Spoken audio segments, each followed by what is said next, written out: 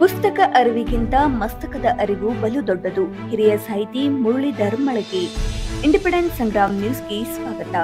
ನಮ್ಮ ಜೀವನದ ಪ್ರಸಂಗದಲ್ಲಿ ಯಾವ ರೀತಿ ವರ್ತಿಸಬೇಕು ಎಂಬುದನ್ನ ಮಂಕುತಿಮ್ಮನ ಕಗ್ಗ ಕಲಿಸುತ್ತದೆ. ಒಟ್ಟಾರೆಯಾಗಿ ಜೀವನದ ಧರ್ಮವನ್ನ ಸಾರುತ್ತದೆ ಎಂದು ಹಿರಿಯ ಸಾಹಿತಿಗಳು ಹಾಗೂ ಪ್ರಹ್ಲಾದ್ ಜೋಶಿ ಕಾರ್ಯದರ್ಶಿ ಮುರಳೀಧರ್ ಮಳಗಿರವರು ಹೇಳಿದರು. ಅವರು ಹುಬ್ಬಳ್ಳಿ ನಗರದ ತಾಲೂಕು ಕನ್ನಡ ಸಾಹಿತ್ಯ ಪರಿಷತ್ತು ನಿವೃತ್ತ ನೌಕರರ ಕ್ಷೇಮಾಭಿವೃದ್ಧಿ ಸಂಘ ಸಂಯುಕ್ತ ಆಶ್ರಯದಲ್ಲಿ ವಿಶೇಷ ಉಪನ್ಯಾಸ ಕಾರ್ಯಕ್ರಮವನ್ನು ಸುನಂದ ರಾಜಶೇಖರ್ ಹಿರೇಮಠ್ ದತ್ತಿ ಅಂಗವಾಗಿ ವಿಶೇಷ ಉಪನ್ಯಾಸಕರಾದ ಮುರಳೀಧರ್ ಮಳಗಿರವರು ಕಾರ್ಯಕ್ರಮವನ್ನು ದೀಪ ಬೆಳಗಿಸುವುದರ ಮೂಲಕ ಉದ್ಘಾಟಿಸಿ ಮಾತನಾಡಿದರು. ಮಂಕುತಿಮ್ಮನ ಕಗ್ಗದಲ್ಲಿ ಜೀವನದ ಯೋಗವಿದೆ ಮತ್ತು ಆಧುನಿಕ ಭಗವದ್ಗೀತೆ ಎನಿಸಿಕೊಂಡಿದೆ. ಈ ಕೃತಿಯು ಜನಮಾನಸದಲ್ಲಿ ಮನೆ ಮಾಡಿದೆ. ಮಾಹಿತಿ ಎನ್ನುವುದು ಜ್ಞಾನವಲ್ಲ, ಪುಸ್ತಕದ ಅರಿವಿಗಿಂತ ಮಸ್ತಕದ ಅರಿವು ಬಲು ದೊಡ್ಡದು. ವಿವಿಧತೆಯಿಂದ ಜೀವನದಲ್ಲಿ ಸುಖ ಸಾಧ್ಯವೆಂದು ಡಿವಿಜಿರವರು ಹೇಳಿದ್ದಾರೆ ಎಂದು ಹೇಳಿದರು. ಹಿರಿಯ ನಾಗರಿಕರ ಹಾಗೂ ನಿವೃತ್ತ ನೌಕರರ ಸಂಘದ ಅಧ್ಯಕ್ಷರಾದ ಬಿಎ ಪಾಟೀಲ್ ರವರು ಸಭೆ ಅಧ್ಯಕ್ಷತೆ ವಹಿಸಿ ಮಾತನಾಡುತ್ತಾ, ಈ ನಿವೃತ್ತ ಸಂಘದಲ್ಲಿ ಎಲ್ಲ ದಿನಾಚರಣೆಗಳನ್ನ ಆಚರಿಸುತ್ತೇವೆ. 60 ವರ್ಷ ದಾಟಿದವರು ಹಿರಿಯ ನಾಗರಿಕರು ಈ ಸಂಘದ ಸದಸ್ಯರಾಗಿರಿ ಎಂದು ವಿನಂತಿಸಿದರು. ಹಿರಿಯ ನಾಗರಿಕರ ಸಂರಕ್ಷಣೆ ಮಾಡುವುದು ಸರ್ಕಾರದ ಕರ್ತವ್ಯವೆಂದು ಸಂವಿಧಾನವೇ ಹೇಳುತ್ತದೆ. ಆದರೆ ಅದನ್ನ ಸರ್ಕಾರ ಪಾಲಿಸುತ್ತಿಲ್ಲ. ಹೀಗಾಗಿ ಹಿರಿಯ ನಾಗರಿಕರಿಗಾಗಿಯೇ ಸಪರೇಟ್ ಮಿನಿಸ್ಟರ್ ಬಜೆಟ್ ನೀಡಬೇಕು ಎಂದು ಸರ್ಕಾರವನ್ನ ಒತ್ತಾಯಿಸಿದರು. ಜಾನಪದ ಕಲಾವಿದೆ ಪ್ರಮೀಳಾ ಜಕ್ಕನ್ನವರ್ ಬೀಸುವ ಕಲ್ಲಿನ ಪದ, ತತ್ವ ಪದ ಹಾಗೂ ಮೂಲ ಜಾನಪದ ಗೀತೆಗಳನ್ನ ಪ್ರಸ್ತುತಪಡಿಸಿದರು ಹಾಗೂ ಅವರನ್ನ ಸನ್ಮಾನಿಸಿ ಗೌರವಿಸಲಾಯಿತು. ಕೆಎಸ್ ಕೋಜಲ್ಗಿರವರು ಪ್ರಾಸ್ತಾವಿಕವಾಗಿ ಮಾತನಾಡಿದರು. ಜಿಲ್ಲಾ ಕನ್ನಡ ಸಾಹಿತ್ಯ ಜಿಲ್ಲಾ ಅಧ್ಯಕ್ಷರಾದ ಡಾಕ್ಟರ್ ಲಿಂಗರಾಜ್ ಅಂಗಡಿರವರು ಎಲ್ಲರನ್ನೂ ಸ್ವಾಗತಿಸಿದರು. ದತ್ತಿದಾನಿ ಸುನಂದ ಹಿರೇಮಠ್, ಚನ್ನಬಸಪ್ಪ ಧಾರವಾಡ ಶೆಟ್ಟರ್, ಸಿದ್ದಮ್ಮ ಅಡವೆನ್ನವರ್, ಆರ್ಎಂ ಗೂಗೇರಿ ವೇದಿಕೆ ಮೇಲೆ ಉಪಸ್ಥಿತರಿದ್ದರು. ಕಸಾಪ ಹುಬ್ಬಳ್ಳಿ ತಾಲೂಕು ಅಧ್ಯಕ್ಷೆ ವಿದ್ಯಾ ವಟಮೂರಿ ವಂದಿಸಿದರು. ಈ ಕಾರ್ಯಕ್ರಮದಲ್ಲಿ ಹಿರಿಯ ನಾಗರಿಕರು ಇನ್ನಿತರರು ಭಾಗವಹಿಸಿದ್ದರು.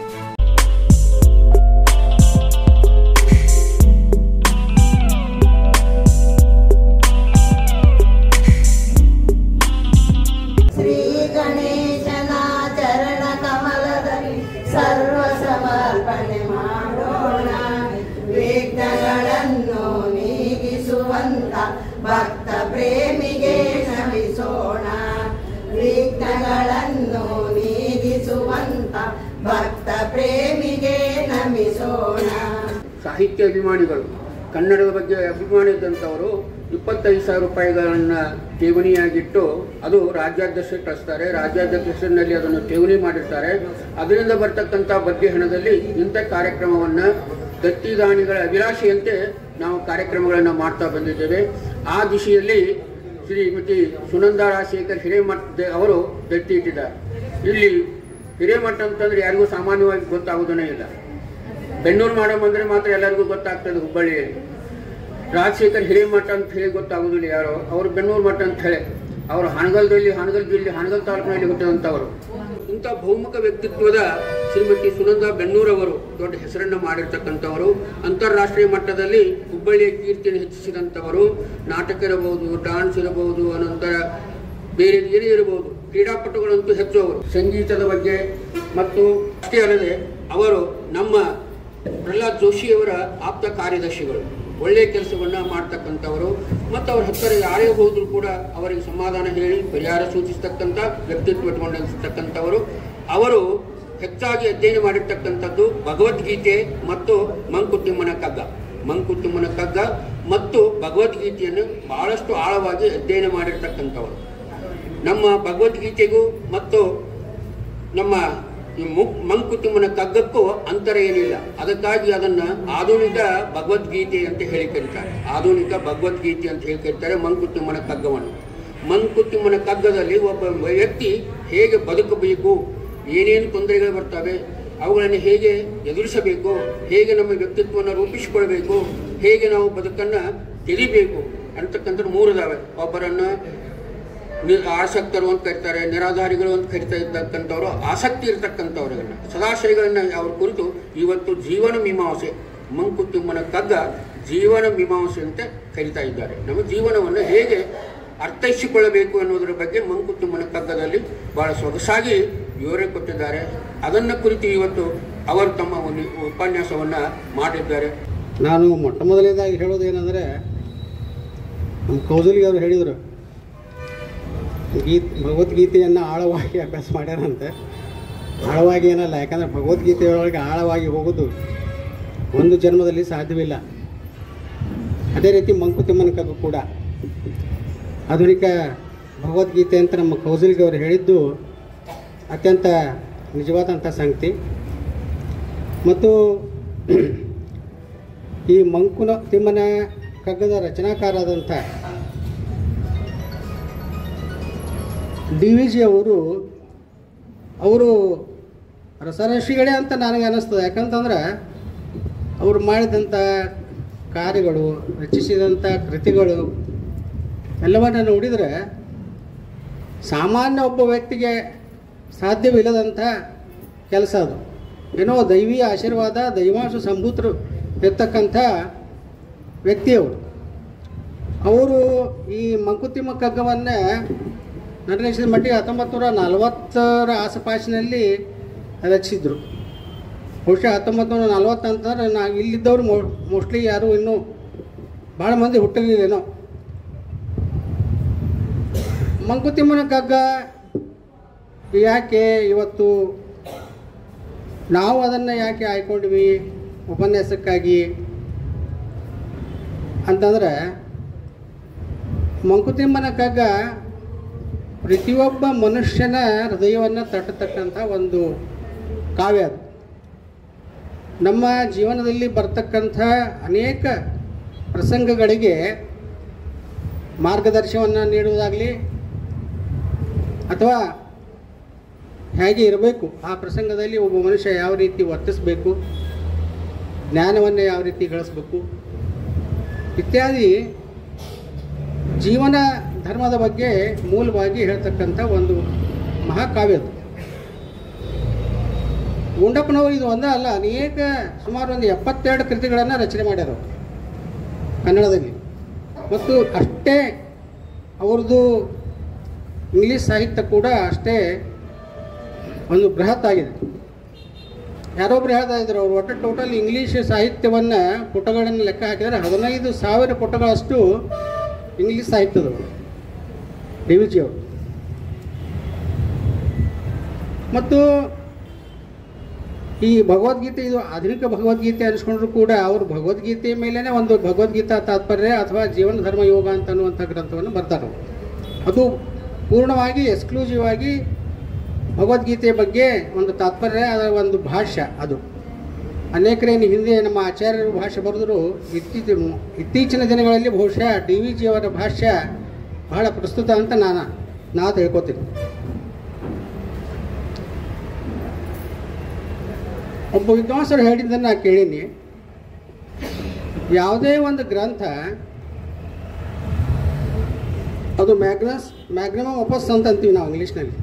ಆ ಮ್ಯಾಗ್ನಮ್ ಆಪಸ್ ಆದಾಗ ಅವರು ಇನ್ನೂ ಅನೇಕ ಅಷ್ಟೇ ಒಂದು ಗಾತ್ರದ, ಅಷ್ಟೇ ಒಂದು ಜ್ಞಾನವನ್ನು ಸೂಚಿಸುವ ಗ್ರಂಥಗಳನ್ನು ಬರೆದರೂ ಕೂಡ ಜನಪ್ರಿಯವಾದಂಥ ಒಂದು ಗ್ರಂಥದ ಮುಂದೆ ಅವು ಗೌಣ ಆಗ್ತಾವ ಅನ್ನುವಂಥ ಮಾತನ್ನು ಒಬ್ಬರು ಹೇಳಿದ್ದನ್ನು ಕೇಳಿದ್ದೀನಿ ನಾನು. ಫಾರ್ ಎಕ್ಸಾಂಪಲ್, KV ಪುಟ್ಟಪ್ಪನವರು, ಕುವೆಂಪು ಅವರು ರಾಮಾಯಣ ದರ್ಶನ ಬರೆದರು. ರಾಮಾಯಣ ದರ್ಶನ ಬರೆದ ಮೇಲೆ ಅಥವಾ ಅದಕ್ಕಿಂತ ಮುಂಚೆ ಅದರ ನಂತರ ಅನೇಕ ಕೃತಿಗಳವರು ಅವರು ಕಾದಂಬರಿ ಬರ್ದಾರೆ, ಅನೇಕ ಕವನ ಸಂಕಲನಗಳನ್ನು ಬರ್ದಾರೆ.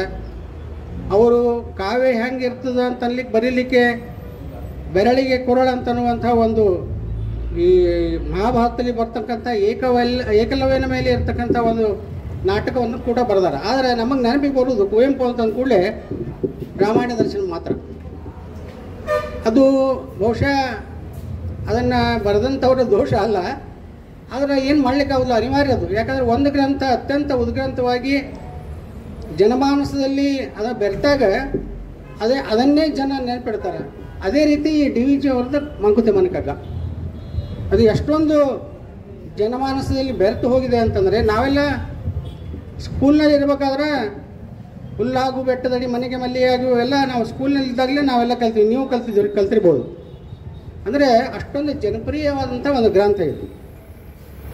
ಇವತ್ತಿನ ದಿವಸ ನಮ್ಮ ಕೌಸಲ್ಗಿ ಅವರು ಹೇಳಿದರು, ನಾನೇನಿದರ ಬಗ್ಗೆ ಈ ಮಂಕುತಿಮ್ಮನ ಕಗ್ಗದ ಬಗ್ಗೆ ಏನು ಭಾಳ ವಿಮರ್ಶಾತ್ಮಕವಾಗಿ ಅಥವಾ ಒಂದು ಸಾಹಿತ್ಯಿಕ ದೃಷ್ಟಿಯಿಂದ ಅದನ್ನು ನೋಡಿ ಅದನ್ನು ಅಭ್ಯಾಸ ಮಾಡಿದವನಲ್ಲ. ನಾನು ಒಬ್ಬ ಸಾಹಿತ್ಯಾಸಕ್ತನಾಗಿ, ಒಬ್ಬ ಓದುಗನಾಗಿ, ನಾನು ನನ್ನ ಅತ್ಯಂತ ಭಾಳ ಫೇವ್ರೇಟ್ ಅಂತ ಏನು ಹೇಳ್ತೀವಲ್ಲ ಅಂಥ ಒಂದು ಗ್ರಂಥ ಅದು. ನಾನು ಕಾಲೇಜ್ ದಿನಗಳಲ್ಲಿ ನಾನು ಓದಿದ್ದೇನೆ ಅದನ್ನು. ಆದರೆ ಕಾಲೇಜ್ ದಿನಗಳಲ್ಲಿ ಓದುವಾಗ ನಮಗೆ ಕನ್ನಡ ಹೇಳುವಂಥ ಪ್ರೊಫೆಸರ್ಗಳು ಏನು ಅದರ ಬಗ್ಗೆ ಒಂದು ವ್ಯಾಖ್ಯಾನ ಮಾಡಿ ಹೇಳ್ತಿದ್ರು ಅಷ್ಟೇ ತಿಳಿತಿತ್ತು ಹೊರತು ನಮಗೆಲ್ಲ ಗೊತ್ತದು ಮಂಕುತಿಮ್ಮನ ಕಗ್ಗ ಯಾವ ರೀತಿ ಇದೆ, ರಚನಾ ಕೌಶಲ ಯಾವ ರೀತಿ ಹೊಂದಿದೆ ಅಂತಂದ್ರೆ ಅದನ್ನು ನೀವು ಉಚ್ಚಾರಣೆ ಮಾಡಿದರೆ ಸಂಸ್ಕೃತ ಅನ್ನಿಸ್ತದೆ, ಆ ರೀತಿ ಅದು. ಅದನ್ನು ಅರ್ಥ ಮಾಡ್ಕೊಳ್ಳೋದು ಅಷ್ಟೊಂದು ಸರಳ ಅಂತ ನಾನು ತಿಳ್ಕೊಂಡಿಲ್ಲ. ಆದರೂ ಕೂಡ ಇವರು ಒಂದು ಉಪನ್ಯಾಸಕರು ಉಪನ್ಯಾಸ ಇಲ್ಲಿ ಮಾಡಬೇಕು ಅಥವಾ ನಾನು ಬಯಸಿ ಅದರ ಬಗ್ಗೆ ಒಂದು ಎರಡು ಮಾತು ಹೇಳಬೇಕು ಅಂತನ್ನುವಂಥ ಒಂದು ಪ್ರಬಲವಾದ ಇಚ್ಛೆಯಿಂದ ನಾನು ಇಲ್ಲಿ ಬಂದಿದ್ದೇನೆ. ಅದರಲ್ಲಿ ಕೆಲವು ಪದ್ಯಗಳ ಬಗ್ಗೆ ಆಯ್ದುಕೊಂಡಂಥ ಪದ್ಯಗಳ ಬಗ್ಗೆ ನಾವು ನೋಡೋಣ. ಈಗ ಇನ್ಫಾರ್ಮೇಷನ್ ಯುಗ ಇದು ತಮಗೆಲ್ಲ ಗೊತ್ತಿದೆ. ಇನ್ಫಾರ್ಮೇಷನ್ ಅಂತಂದ್ರೆ ಅದು ಜ್ಞಾನ ಅಲ್ಲ. ಇನ್ಫಾರ್ಮೇಷನ್ ಅಂತಂದ್ರೆ ಪುಸ್ತಕದಲ್ಲಿ ಇರ್ತಕ್ಕಂಥದ್ದು, ಬೇರೆ ಬೇರೆ ಮೂಲಗಳಿಂದ ಈಗ ಅನ್ಕಾರ ಈ ಇನ್ಫಾರ್ಮೇಷನ್ ಟೆಕ್ನಾಲಜಿ ಬಂದ ಮೇಲೆ ಸಾಕಷ್ಟು ಆ್ಯಪ್ಗಳಿವೆ. ವಾಟ್ಸಪ್ ಇದೆ, ಇನ್ಸ್ಟಾಗ್ರಾಮ್ ಇದೆ, ಫೇಸ್ಬುಕ್ ಇದೆ, ಅನೇಕ ಆ್ಯಪ್ಗಳಲ್ಲಿ ನಿಮಗೆ ಎಷ್ಟು ಬೇಕಷ್ಟು ಇನ್ಫಾರ್ಮೇಷನ್ ಎಲ್ಲದ್ರ ಬಗ್ಗೆಯೂ ಸಿಗ್ತದೆ. ಆದರೆ ಇನ್ಫಾರ್ಮೇಷನ್ ಯಾವ ರೀತಿ ನಮಗೆ ಒರಿಜಿನಲ್ ವಿಸ್ಡಮ್ ಆಗುವುದಿಲ್ಲ ಅಂತ ಅನ್ನೋದನ್ನು ಅವರು ಅತ್ಯಂತ ಒಂದು ಸುಂದರವಾದಂಥ ಒಂದು ಪದ್ಯದ ಪುಸ್ತಕದಿ ದೊರೆತರಿವು ಮಣಿ ಮಸ್ತಕ ತಳೆದ ಮಣಿ. ಪುಸ್ತಕದಿ ದೊರೆತರಿವು ಮಸ್ತಕದಿ ತಳೆದ ಮಣಿ. ಚಿತ್ತದಲ್ಲಿ ಬೆಳೆದ ಅರಿವು ಅದು ಚಿತ್ತದಲ್ಲಿ ಬೆಳೆದ ಅರಿವು ಅಂತರಿಕ್ಷದಿಂದ ಬಂದಂಥದ್ದು. ಅದೇ ರೀತಿ ಅವರೇನು ಹೇಳ್ತಾರೆ ಅಂತಂದ್ರೆ ಈ ಪುಸ್ತಕದಲ್ಲಿದ್ದಂಥ ಜ್ಞಾನ ಯಾರಿಗಾದರೂ ಸಿಗುತ್ತದು. ಪುಸ್ತಕದಲ್ಲಿದ್ದಂಥ ಜ್ಞಾನ ಯಾರಾದರೂ ನೀವು ವಾಟ್ಸಪ್ನಲ್ಲಿ ಎಷ್ಟೋ ನಮಗೆ ಬರ್ತಾವೆ ದಿನ, ಅವುಗಳನ್ನು ನಾವು ನೋಡ್ತೀವಿ, ಪಾಸಾನ್ ಮಾಡ್ತೀವಿ. ಆದರೆ ಪುಸ್ತಕದಿ ದೊರೆತರಿವು ಮಣಿತಳೆದ ಇದು ಏನೋ ಮಸ್ತಕದಿ ತಡೆದ ಮಣಿ, ಚಿತ್ತದಲ್ಲಿ ಬೆಳೆದ ಅರಿವು ತರು ತಡೆದ ಪುಷ್ಪ ಅಂತ ಹೇಳ್ತಾರೆ. ತರು ತಡೆದ ಪುಷ್ಪ ಅಂತಂದರೆ ಯಾವ ರೀತಿ ಹೂ ನೀವು ಕೊಟ್ರಿ ಭಾಳ ಪ್ರೀತಿತ, ಇದು ಈ ಗುಲಾಬಿ ಹೂ ಇದು ತರು ತಳೆದ ಪುಷ್ಪ ಅಂತಂದರೆ ಒಂದು ಗಿಡದಿಂದ ಅರಳಿ ಬಂದಂಥದ್ದು. ಇದನ್ನು ಯಾರೇ ನೋಡಿದರೂ ಕೂಡ ಈಗ ಇವತ್ತು ನಾ ಮಳಿಗೆಯವರು ಇದನ್ನು ಕೈಯಾಗಿ ಹಿಡಿದಾರೆ ಅಂತಂದ್ರೆ ಮಳಿಗೆಯವರ ಗುಲಾಬಿ ಹೂ ಅಂತ ಯಾರು ಅನ್ನೋದಿಲ್ಲ ಇದಕ್ಕೆ, ಅಥವಾ ಯಾರು ಕೊಟ್ಟರು ಅವ್ರ ಗುಲಾಬಿ ಹೂ ಅಂತ ಅನ್ನೋದಿಲ್ಲ. ಇದು ಎಂಥ ಗುಲಾಬಿ ಹೂ ಅಂದರೆ ಗಿಡದಲ್ಲಿ ಬೆಳೆದಂಥ ಒಂದು ಗುಲಾಬಿ ಹೂ. ಹಾಗೆ ನಮ್ಮ ಚಿತ್ತದಲ್ಲಿ ಅರಳಿದಂಥ ಏನು ಬೆಳೆದಂಥ ಅರಿವು ತರು ತಳೆದ ಪುಷ್ಪ ಅಂದರೆ ನಾವು ಚಿತ್ತದಲ್ಲಿ ಅದನ್ನು ಆಂತರಿಕವಾಗಿ ನಾವು ಅದನ್ನು ಪ್ರೋಸೆಸ್ ಮಾಡ್ತೀವಲ್ಲ, ಆವಾಗ ಅದಕ್ಕೊಂದು ವಿಸ್ಡಮ್ಮಿನ ರೂಪ ಬರುತ್ತೆ ಅಂತ, ಒಂದು ಜ್ಞಾನದ ರೂಪ ಬರುತ್ತೆ ಅಂತ. ಇನ್ಫಾರ್ಮೇಷನ್ ಯಾವ ರೀತಿ ಜ್ಞಾನ ಆಗಲಾರ್ದು, ಆದರೆ ಆಂತರಿಕವಾಗಿ ಬಂದಂಥದ್ದೇನಿರ್ತದೆ ಅದು ಯಾವ ರೀತಿ ಜ್ಞಾನ ಆಗ್ತದೆ ಅಂತನ್ನುವಂಥ ಒಂದು ತಾತ್ಪರ್ಯ, ಅದನ್ನು ತಿಳಿಸ್ಕೊಳ್ಳಿಕ್ಕೆ ಈ ಪದ್ಯವನ್ನು ಅತ್ಯಂತ ಸುಂದರವಾದಂಥ ಪದ್ಯ ಇದು. ಹಾಗಾದರೆ ಯಾವುದು ಜ್ಞಾನ, ಹೇಗೆ ಬರ್ತದದು? ಒಂದು ರೀತಿಯಲ್ಲೇ ಆಂತರಿಕವಾಗಿ ಆಳ್ತಕ್ಕಂಥದ್ದು ಒಂದು, ಇನ್ನೊಂದು ವಸ್ತು ಸಾಕ್ಷಾತ್ಕಾರ. ಮುಂದಿನ 2 ಸಾಲುಗಳಲ್ಲಿ ಹೇಳ್ತಾರೆ, ವಸ್ತು ಸಾಕ್ಷಾತ್ಕಾರ ಅಂತರೀಕ್ಷಣೆಯಿಂದ ಶಾಸ್ತ್ರೀತನದಿಂದಲ್ಲ ಮಂಕುತಿಮ್ಮ ಅಂತ. ಅಂತರೀಕ್ಷಣೆಯಿಂದ ಬಂದಂಥದ್ದೇನದು ಸಾಕ್ಷಾತ್ಕಾರ, ನಮಗೆ ಯಾವುದೇ ಒಂದು ವಸ್ತುವನ್ನು ನಮ್ಮ ಈ ಇಂದ್ರಿಯಗಳಿಗೆ ಅಕ್ಷ ಅಂತಂದ್ರೆ ನಮ್ಮ ಇಂದ್ರಿಯಗಳು ಅಥವಾ ಕಣ್ಣು ಯಾವುದು ನಮಗೆ ನೋಡ್ತೀವಿ, ಅದರಿಂದ ನಮಗೆ ಅನುಭವ ಆದದ್ದನ್ನು ನಾವು ಏನು ಅದನ್ನು ಪ್ರೊಸೆಸ್ ಮಾಡ್ತೀವಿ, ಅದು ಬಹಳ ಗಟ್ಟಿಯಾಗಿ ಬಲ್ಲಂಥ ಒಂದು ಜ್ಞಾನ ಅಂತ ಅನ್ನುವಂಥದ್ದು ಈ ಪದ್ಯದ ಒಂದು ತಾತ್ಪರ್ಯ ಅಂತ ಅವ್ರು ಹೇಳ್ತಾರೆ. ಅದೇ ರೀತಿ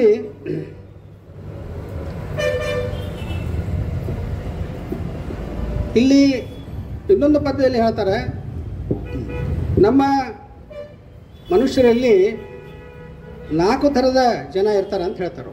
4 ಥರದ ವಿಚಾರ ಮಾಡ್ತಕ್ಕಂಥ ಜನ ಏನು ಅಂತಂದ್ರೆ ಯಾವ ರೀತಿ ಅಂತಂತಂದ್ರೆ 4 ಥರದಂದ್ರೆ ಅಜ್ಞಾತವಾದವನು ಅಭಾವವೇನೇ ನಾಸ್ತಿಕನು. ಯಾವುದು ನನಗೆ ಅನುಭವ ಆಗೋದಿಲ್ಲ ಅಥವಾ ಯಾವುದು ನನಗೆ ಗೋಚರಿಸೋದಿಲ್ಲ, ಯಾವುದು ನನ್ನ ಇಂದ್ರಿಯಗಳಿಗೆ ಅದು ಫೀಲ್ ಆಗೋದಿಲ್ಲ, ಅದು ಇಲ್ಲ ಅಂತ ನಾವು ನಾಸ್ತಿಕ ಅಂತ. ಅಜ್ಞಾತವಾದುದನು ಅಭಾವವೇನೇ ನಾಸ್ತಿಕನು. ಆಜ್ಞೇಯವೆಂದದಕ್ಕೆ ಕೈ ಮುಗಿಯೋ ಭಕ್ತ. ಆಜ್ಞೆ ಅಂತಂತಂದರೆ ಗೊತ್ತಿಲ್ಲಾರ್ದವ ಅದಕ್ಕೆ ಭಕ್ತಿಯಿಂದ ಕೈ ಮುಗಿತಾನೆ. ಏನೋಪ್ಪ ಇರಬಹುದು, ನನಗೆ ಗೊತ್ತಿಲ್ಲ, ಬಟ್ ಅದನ್ನು ಪ್ರಶ್ನೆ ಮಾಡೋಂಗಿಲ್ಲ, ಏನೋ ಒಂದು ಅದ್ಭುತವಾದಂಥದ್ದು ಇರಬಹುದು. ಅದಕ್ಕೆ ಅಜ್ಞೇಯವಾದದಕ್ಕೆ ಕೈ ಮುಗಿಯೇ ಭಕ್ತ, ಅದಕ್ಕೆ ಕೈ ಮುಗಿತಾನೆ ಅವನು. ಇನ್ನೂ ಏನಿರ್ತಾರೆ, ಇನ್ನೊಬ್ಬರು ಮೂರನೇದಾಗಿ ಜಿಜ್ಞಾಸ ಎಂದು ಪರಿಗಣಿಸತೊಡಗೆ ವಿಜ್ಞಾನಿ. ಇನ್ನೊಬ್ಬ ಪ್ರಕಾರದ ವಿಚಾರ ಮಾಡುವಂಥ ವಿಜ್ಞಾನಿ ಅಂತ ಹೇಳ್ತಾರೆ. ಅವ ಸ್ವಲ್ಪ ಜಿಜ್ಞಾಸೆ ಮಾಡ್ತಕ್ಕಂಥವ್ರು, ಎಲ್ಲವನ್ನು ರೆಡಿಯಾಗಿ ಒಪ್ಕೊಳ್ಳೋದಿಲ್ಲ ಯಾವಾಗಲೂ ವಿಜ್ಞಾನಿಗಳು. ಅದನ್ನು ತಾರ್ಕಿಕವಾಗಿ ಪ್ರಾಯೋಗಿಕವಾಗಿ ಅದನ್ನು ಪೃಥಕ್ಕರಿಸಿ ಅದನ್ನು ವಿಶ್ಲೇಷಣೆ ಮಾಡಿ ಅದನ್ನು ಅನುಭವಕ್ಕೆ ತಂದುಕೊಳ್ಳೋರು ಅವನು ವಿಜ್ಞಾನಿ. ವಿಜ್ಞಾನಕ್ಕೂ ಮತ್ತು ಈ ಜ್ಞಾನಕ್ಕೂ ಏನು ಸಂಬಂಧ ಅಂತಂದರೆ, ಜ್ಞಾನಿಗಳು ಅದನ್ನು ಪೂರ್ತಿಯಾಗಿ ಅದನ್ನು ಪ್ರೊಸೆಸ್ ಮಾಡಿ ಅದನ್ನು ಅನುಭವಗೊಳಿಸಿ ಅದನ್ನು ಗಟ್ಟಿಯಾದಂಥ ಒಂದು ಜ್ಞಾನ ಮಾಡ್ಕೊಳ್ಳೋರು ಜ್ಞಾನಿಗಳು. ವಿಜ್ಞಾನಿ ಅದನ್ನು ಪರಿಶೀಲನೆ ಮಾಡಿ ಇದು ಹೀಗೆ ಏನಾಗಿದೆ ಕಾಸ್ ಕಾರಣಗಳನ್ನು ಏನಿದು ಯಾವುದೇ ಒಂದು ವಿಷಯಕ್ಕೆ ಒಂದು ಕಾರಣ ಇರ್ತದೆ, ಅದು ಏನು ಕಾರಣ ಅನ್ನುವಂಥದ್ದು ಚಿಕಿತ್ಸಕ ಬುದ್ಧಿಯಿಂದ ಅದನ್ನು ಅಧ್ಯಯನ ಮಾಡಿ ಅದನ್ನು ತಿಳ್ಕೊಳ್ತಕ್ಕಂಥವನು ವಿಜ್ಞಾನಿ. ಕೊನೆಯದಾಗಿ ಭಾಳ ಚಂದ ಹೇಳ್ತಾರೆ ಅವರು, ಸ್ವಜ್ಞಪ್ತಿ ಶೋಧಿ ಮುನಿ ಮಂಕುತಿಮ್ಮ. ಸ್ವಜ್ಞಪ್ತಿ ಶೋಧಿ ಮುನಿ ಮಂಕುತಿಮ್ಮ ನೋಡಿರಿ ಎಷ್ಟು ಚಂದ ವರ್ಡು, ಸ್ವಜ್ಞಪ್ತ ಶೋಧಿ. ಸ್ವಜ್ಞಪ್ತಿ ಅಂತಂದರೆ ಸ್ವತಃ ಅದನ್ನು ಅನುಭವ ಮಾಡ್ಕೊಳ್ಳೋ. ಇಲ್ಲಿ ಈಗ ಇದೊಂದು ಹಾಲ್ ಇದೆ, ಈ ಹಾಲ್ನಲ್ಲಿ ಯಾವ ರೀತಿ ನಾವು ಲೈಟ್ ಎಲ್ಲಿರಬೇಕು, ಯಾವ ರೀತಿ ಫ್ಯಾನ್ ಎಲ್ಲಿರಬೇಕು, ಮತ್ತು ಈ ಸೌಂಡ್ ಸಿಸ್ಟಮ್ ಯಾವ ರೀತಿ ಇರಬೇಕು, ಆಮೇಲೆ ಇದು ವಿನ್ಯಾಸ ಯಾವ ರೀತಿ ಇರಬೇಕು ಅನ್ನೋದಕ್ಕೆ ಒಂದು ಸ್ವಲ್ಪ ವೈಜ್ಞಾನಿಕ ತಿಳಿದಿಬೇಕು. ಅದನ್ನೆಲ್ಲ ಮಾಡತಕ್ಕಂಥವನು ವಿಜ್ಞಾನಿ. ಅಂದರೆ ವಿಜ್ಞಾನಿ ಅಂದರೆ ಟೆಕ್ನಿಷಿಯನ್ಸ್ ಇರ್ತಾರಲ್ಲ ಅವರು ವಿಜ್ಞಾನಿಗಳೇ. ಆದರೆ ಈ ಹಾಲಿನಲ್ಲಿ ನಡೀತಕ್ಕಂಥ ಜ್ಞಾನ ಪ್ರಸರಣ ಒಂದು ಕಾರ್ಯಕ್ರಮ, ಅದು ಒಂದು ಸಂಗೀತ ಕಾರ್ಯಕ್ರಮ ಇದೆ. ಆ ಸಂಗೀತ ಕಾರ್ಯಕ್ರಮ ಒಂದು ರಾಗವನ್ನು ಹಾಡ್ತಾರೆ ಕಲಾವಿದರು. ಆ ರಾಗ ಯಾವ ರೀತಿ, ಆ ರಾಗದ ವೈಶಿಷ್ಟ್ಯವೇನು, ಅದು ಯಾವ ರೀತಿ ನಮ್ಮ ಹೃದಯಕ್ಕೆ ತಾಡ್ತದೆ ಮತ್ತು ಅದರಿಂದ ನಮ್ಮ ವ್ಯಕ್ತಿತ್ವದ ಮೇಲೆ ಯಾವ ರೀತಿ ಪರಿಣಾಮ ಬೀರುತ್ತೆ ಅನ್ನುವಂಥದ್ದನ್ನು ಬಹಳ ವಿಶ್ಲೇಷಣಾತ್ಮಕವಾಗಿ ಅಂತರಂಗದಿಂದ ಅದನ್ನು ಪ್ರೊಸೆಸ್ಗೊಳಿಸಿದವನು ಜ್ಞಾನಿ ಅಂತ ಹೇಳ್ತಾರೆ. ಹೀಗಾಗಿ ಇದು ಒಂದು ರೀತಿಯ ಈ ಮನುಷ್ಯರ ಒಂದು ವಿಶ್ಲೇಷಣೆ. ಇದು 4 ಜನರ ಬಗ್ಗೆ ಹೇಳ್ತಾರೆ. ನಮ್ಮ ಗೀತೆಯಲ್ಲಿ ಒಂದು ಶ್ಲೋಕ ಬರುತ್ತೆ, ಈಶ್ವರ ಸರ್ವಭೂತಾನಂ ಹೃದ್ದೇಶ ಅರ್ಜುನ ತಿಷ್ಠತಿ ಭ್ರಾಮಯನ್ ಸರ್ವಭೂತಾನಿ ಯಂತ್ರಾರೂಢಾನಿ ಮಾಯೆಯ. ಅಂದರೆ ನಮ್ಮ ಎಲ್ಲ ಜೀವಿಗಳಲ್ಲಿಯೂ ಕೂಡ ಸ್ವತಃ ಭಗವಂತ ಒಂದು ಶಕ್ತಿಯಾಗಿ ಇರ್ತಾನೆ ಅಂತ. ಆ ಶಕ್ತಿಯನ್ನು ಅವನು ಚಾಲನೆ ಕೊಡುವಂಥ ಒಂದು ಶಕ್ತಿಯನ್ನು ಎಲ್ಲ ಮನುಷ್ಯರಲ್ಲೂ ಕೂಡ ಆ ಚಾಲನಾ ಶಕ್ತಿ ಇರುವಂಥದ್ದು. ಅದನ್ನು ನಮ್ಮ ಗುಂಡಪ್ಪನವರು ಇನ್ನೊಂದು ರೀತಿಯಲ್ಲಿ ಹೇಳ್ತಾರೆ. ಏನು ಹೇಳ್ತಾರೆ ಅಂತಂತಂದರೆ,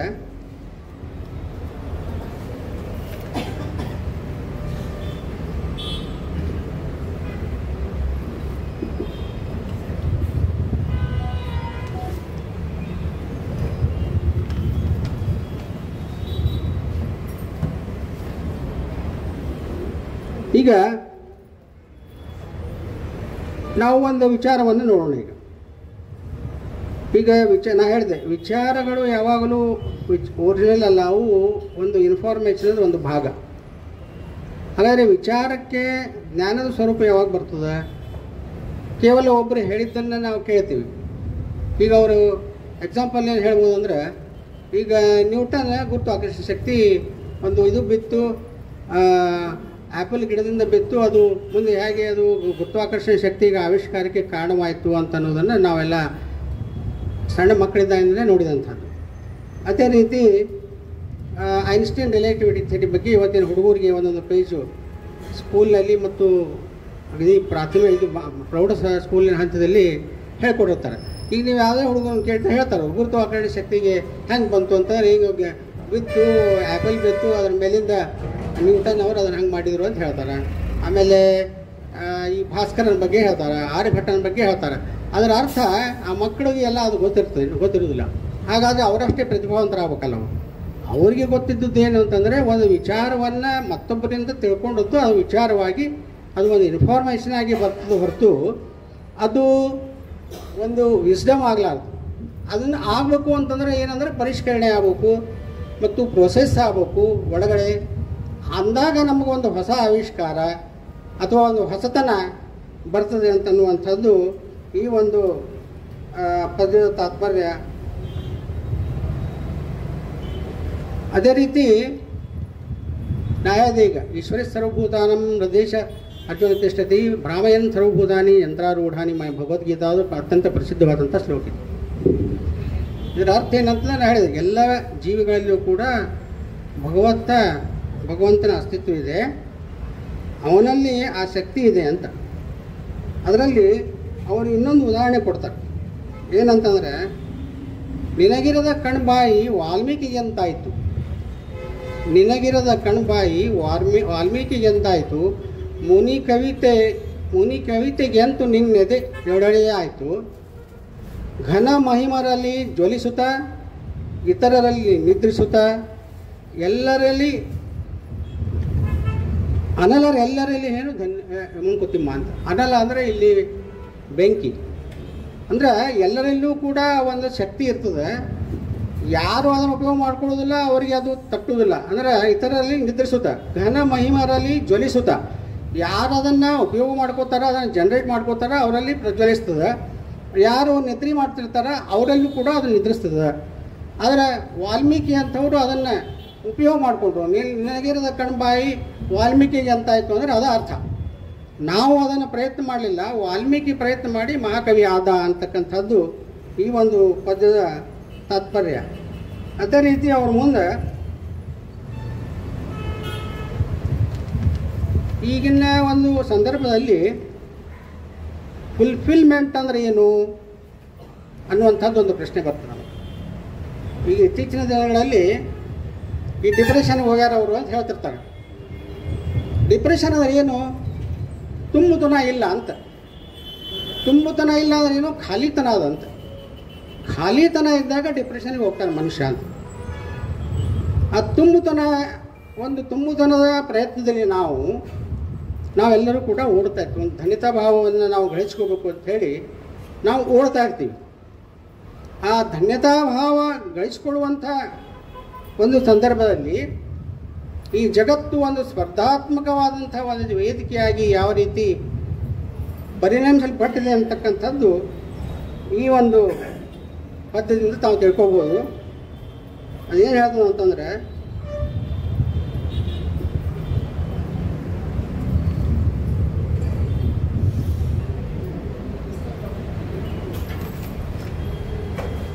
ಈಗ ಇದಕ್ಕಿಂತ ಮುಂಚಿತವಾಗಿ ಇನ್ನೊಂದು ಪದ್ಯವನ್ನು ಅವರು ಭಾಳ ಸುಂದರವಾಗಿ ಹೇಳ್ತಾರೆ. ಅಂದ್ರೆ ಮೌಲ್ಯಗಳು ಯಾವ ರೀತಿ ವಿಭಿನ್ನವಾಗಿರ್ತವೆ. ಮೌಲ್ಯಗಳು ಒಂದೇ, ಯೂನಿವರ್ಸಲ್ ಮೌಲ್ಯ ಇರ್ತದೆ.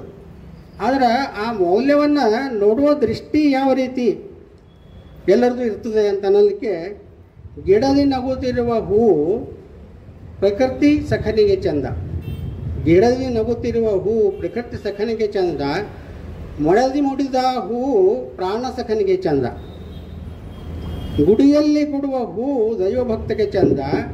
ಲಾಸ್ಟ್ ಏನದಲ್ಲ ಅದೇ ಅವ್ರು ಹೇಳ್ತಕ್ಕಂಥ ಸಂದೇಶ. ಬಿಡಿಗಾಸು ಹೂವಿನಡು ಮಂಕುತಿಮ್ಮ ಅಂದರೆ ಮೊದಲಿನ 3 ಪದ್ಯದಲ್ಲಿ ಹೇಳಿರ್ತಕ್ಕಂಥದ್ದನ್ನು ಲಾಸ್ಟ್ ಸಾಲು ಅದು ಪೂರ್ತಿ ಯಾವ ರೀತಿ ಅಪ್ಸೈಡ್ ಡೌನ್ ಮಾಡ್ತಾರೆ ನೋಡಿ. 3 ವಿಧವಾದಂಥ ಮೌಲ್ಯಗಳೇ ಹೇಳ್ತಾರೆ. ಬೇರೆ ನೋಡೋ ದೃಷ್ಟಿ, ಸೌಂದರ್ಯವನ್ನು ನೋಡೋ ದೃಷ್ಟಿ. ಈಗ ಈ ಹೂವನ್ನು ಪ್ರಕೃತಿ ಸಖ ಹೆಂಗೆ ನೋಡ್ತಾನೆ ಅಂದರೆ, ಇದು ಕಿತ್ತಬಾರ್ದು, ಗಿಡದಾಗಿದ್ದರೆ ಒಂದು 15 ದಿವಸ ಒಂದು ತಿಂಗಳು ಬರ್ತದೆ, ಅದು ಕಿತ್ತಬಾರ್ದು ಅಂತಕ್ಕಂಥ. ನಾವು ಗಿಡದಾಗಿದ್ದಾಗ ಅದರ ಸೌಂದರ್ಯವನ್ನು ಆಸ್ವಾದಿಸತಕ್ಕಂಥ ವ್ಯಕ್ತಿ ಅದು ಪ್ರಕೃತಿ ಸಖ.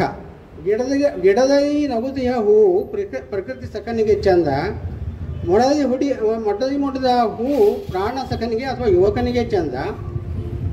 ಅಂದರೆ ನೋಡುವ ದೃಷ್ಟಿ ಅವನದು, ಆ ಯುವಕನ ನೋಡುವ ದೃಷ್ಟಿ ಹೆಂಡತಿಯ ಹೂವನ್ನು ಮುಡಿದಾಗ ಯಾವ ರೀತಿ ಅದನ್ನು ಆಸ್ವಾದಿಸ್ತಾನೆ. ಈಗ ಹೂ ಚಲವಿಲ್ಲ ನಂದನಿತ್ತು ಅಂತ ಒಂದು ಹಾಡು ಕೇಳಿರ್ಬೋದು ನಾವು. ಹೂ ಚಲವಿಲ್ಲ ನಂದನಿತ್ತು, ಹೆಣ್ಣು ಹೂ ಮುಡಿದು ಚಲುವೆ ತಾನೆಂದಿತ್ತು ಅಂತ. ಅಂದರೆ ಏನಾರ ಅರ್ಥ ಅಂತಂತಂದರೆ ಆ ಹೂವನ್ನು, ಆ ಸೌಂದರ್ಯವನ್ನು ಆಸ್ವಾದಿಸುವಂಥ ಮೌಲ್ಯ ಇಲ್ಲಿ ಬೇರೆ ಆಯಿತು. ಆಮೇಲೆ ಆ ಪ್ರಕೃತಿಯನ್ನು ಪೂಜೆ ಮಾಡುವಂಥ ವ್ಯಕ್ತಿಗೆ ಅದು ಒಂದು ಬೇರೆ ಮೌಲ್ಯ ಆಯಿತು. ಇನ್ನೊಂದು ಕೊನೆಗೆ ಅವ್ರು ಏನು ಹೇಳ್ತಾರೆ ಅಂತಂದರೆ, ಈ ಹೂವಾಡಗಿತ್ತಿ ಅಥವಾ ಹೂ ಮಾರಕ್ಕೆ ಆ ಬಡವಿ ಇರ್ತಾಳೆ ಅವಳು, ಆ ಹೂ ಮಾಡಿದರೆ ಅವಳು ಜೀವನ, ಅವಳು ನನಗೆ ಇದು ಚಂದ ಕಾಣಲಿ ಅಂತೇಳಿ ಹಂಗೆ ಮಾರ್ಲಾರ್ದ ಬಿಟ್ಲ ಅಂದರೆ ಅವಳು ಉಪವಾಸ ಒಯ್ಬೇಕಾಗ್ತದೆ, ಅವಳ ಜೀವನ ನಡೆಯಂಗಿಲ್ಲ. ಆದರೆ ಅವಳಿಗೆ ಏನಂದರೆ ಬಿಡುಗಾಸು ಹೂವಿನೊಳಗೆ ಮಂಕುತಿಮ್ಮ ಅಂತ. ಆ ಹೂ ಮಾರಿದಾಗ ಅವಳಿಗೆ ಏನು ಬರ್ತದೆ ಅದೇ ಚೆನ್ನ ಅವಳಿಗೆ ಅಂತ. ಹೀಗೆ ಬೇರೆ ಬೇರೆ ಸಂದರ್ಭದಲ್ಲಿ ಯಾವ ರೀತಿ ಮೌಲ್ಯಗಳು ನಮ್ಮನ್ನು ವಿಶ್ಲೇಷಣೆ ಮಾಡಲಿಕ್ಕೆ ಹಸ್ತವ ಅಂತನ್ನುವಂಥದ್ದು ಬಹಳ ಮಹತ್ವದ್ದಿದೆ. ಇನ್ನು ವಿಭಿನ್ನತೆ ಜೀವನ ಅಂತ ಅನ್ನೋದನ್ನು ಇನ್ನೊಂದು ಪದ್ಯದಲ್ಲಿ ಹೇಳ್ತಾರೆ ಅವರು.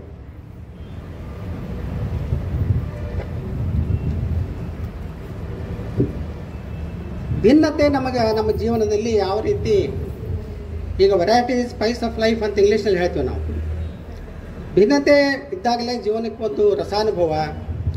ನಾವು ಯಾವಾಗಲೂ ಎಷ್ಟೋ ಸಂದರ್ಭಗಳಲ್ಲಿ ಆ ಭಿನ್ನತೆಯನ್ನು, ವಿವಿಧತೆಯನ್ನು ನಾವು ಆಸ್ವಾದಿಸಬೇಕು ಅನ್ನಕ್ಕೆ.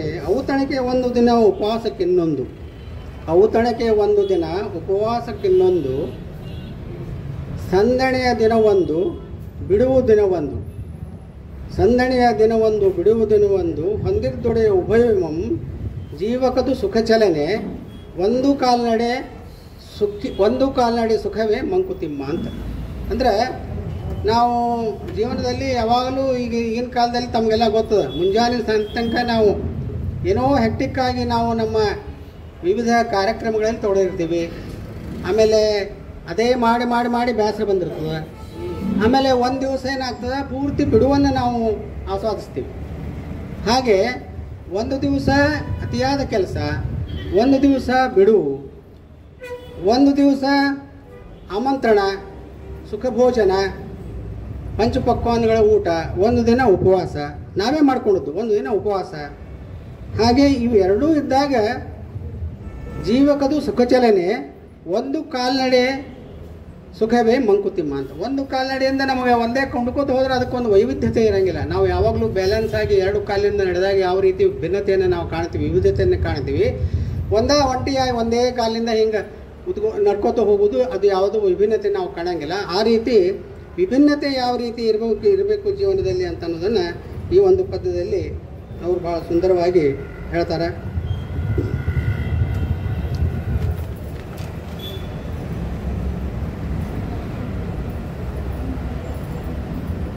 ಇನ್ನು ಸಮನ್ವಯದ ಬಗ್ಗೆ ಬಹಳ ಒಂದು ಸುಂದರವಾದಂಥ ಒಂದು ಪದ್ಯ ಇದೆ ಅವರು. ಈಗ ನಾವು ಅನೇಕರಲ್ಲಿ ನಾವು ಮೊದಲೇ ಪದ್ಯದಲ್ಲಿ ಒಂದು ಹೇಳಿದೆ, ಏನು ಅಂತಂದ್ರೆ ವಿಭಿನ್ನತೆ ಇರಬೇಕು ಮತ್ತು ಬೇರೆ ಬೇರೆ ಟೇಸ್ಟ್ ಯಾವ ರೀತಿ ಇರ್ತದೆ ಅಂತ ಅನ್ನುವಂಥದ್ದನ್ನು. ಅದಕ್ಕೆ ಅವರು ಹೇಳ್ತಾರೆ, ಈ ಸಮನ್ವತಾ ಭಾವ ಯಾವಾಗಲೂ ಜೀವನದಲ್ಲಿ ಭಾಳ ಮುಖ್ಯ ಅಂತ. ಈಗ ಮೊನ್ನೆೊಬ್ಬರು ಯಾರೋ ಹೇಳ್ತಿದ್ರು, ಈಗಿನ ವಿದ್ಯಾರ್ಥಿಗಳಿಗೆ ಎಲ್ಲ ಸಬ್ಜೆಕ್ಟ್ಗಳಲ್ಲಿ ಆಸಕ್ತಿ ಇರುವುದಿಲ್ಲ, ವಿಶೇಷವಾಗಿ ಈ ಆರ್ಟ್ಸ್ ಸಬ್ಜೆಕ್ಟ್ಗಳಲ್ಲಿ ಅಂತಂದರೆ ಹಿಸ್ಟ್ರಿ, ಸೈಕಾಲಜಿ, ರಾಜ್ಯಶಾಸ್ತ್ರ, ಸಮಾಜಶಾಸ್ತ್ರ, ಇದು ವಿಜ್ಞಾನವನ್ನು ಅಭ್ಯಾಸ ಮಾಡುವಂಥ ವಿದ್ಯಾರ್ಥಿಗಳಲ್ಲಿ ಇದು ಇರುವುದಿಲ್ಲ, ಇದು ಲೈಕ್ ಆಗೋದಿಲ್ಲ ಅವರಿಗೆ. ಇವರಿಗೆ ಸೈನ್ಸ್ ನಮಗೆ ತಿಳಿಯೋದಿಲ್ಲ ಅಂಥೇಳಿ ಅದರದ್ದು ಬೇಡ ನಮಗೆ ಕೊಡುವೆ ಅಂತ ಅವ್ರು ಅಂತಿರ್ತಾರೆ. ಅಂದರೆ ಒಂಥರ ಅಸಮತೆ ಕ್ರಿಯೇಟ್ ಆಗಿದ್ದಿಲ್ಲ ಅಂತ ಹೇಳುವುದು. ಅಂದರೆ ಎಲ್ಲವನ್ನೂ ನಾವು ಆಸ್ವಾದಿಸ್ತಕ್ಕಂಥ ಆ ಅಸಮದಲ್ಲಿ ಸಮತೆಯನ್ನು ಕಂಡುಕೊಳ್ತಕ್ಕಂಥದ್ದು ಒಂದು ಏನಿದೆ ವಿಶೇಷ ಗುಣವನ್ನು ನಾವು ಅದನ್ನು ಅಳವಡಿಸ್ಕೊಳ್ಬೇಕು ಅಂತನ್ನುವಂಥದ್ದನ್ನು ಒಂದು ಪದ್ಯದಲ್ಲಿ ಅವ್ರು ಹೇಳ್ತಾರೆ. ಅಸಮದಲ್ಲಿ ಸಮತೆಯನ್ನು, ವಿಷಮದಲ್ಲಿ ಮೈತ್ರಿಯನ್ನು, ಅಸಮದಲ್ಲಿ ಸಮತೆಯನ್ನು. ಅಂದರೆ ಇಲ್ಲಿ ಎಲ್ಲೇ ಎಲ್ಲ ಅಸಮ್ಮತೆಯಿಂದ ಇದೆ, ನಾವು ಹೆಂಗೆ ಹೊಂದಾಣಿಕೆಯಲ್ಲಿ ಆಗುವುದಿಲ್ಲ ಅಂತಂದರೆ ಹೊಂದಾಣಿಕೆ ಈ ನಮ್ಮ ಪ್ರಕೃತಿಯಲ್ಲೇ ಇಲ್ಲ.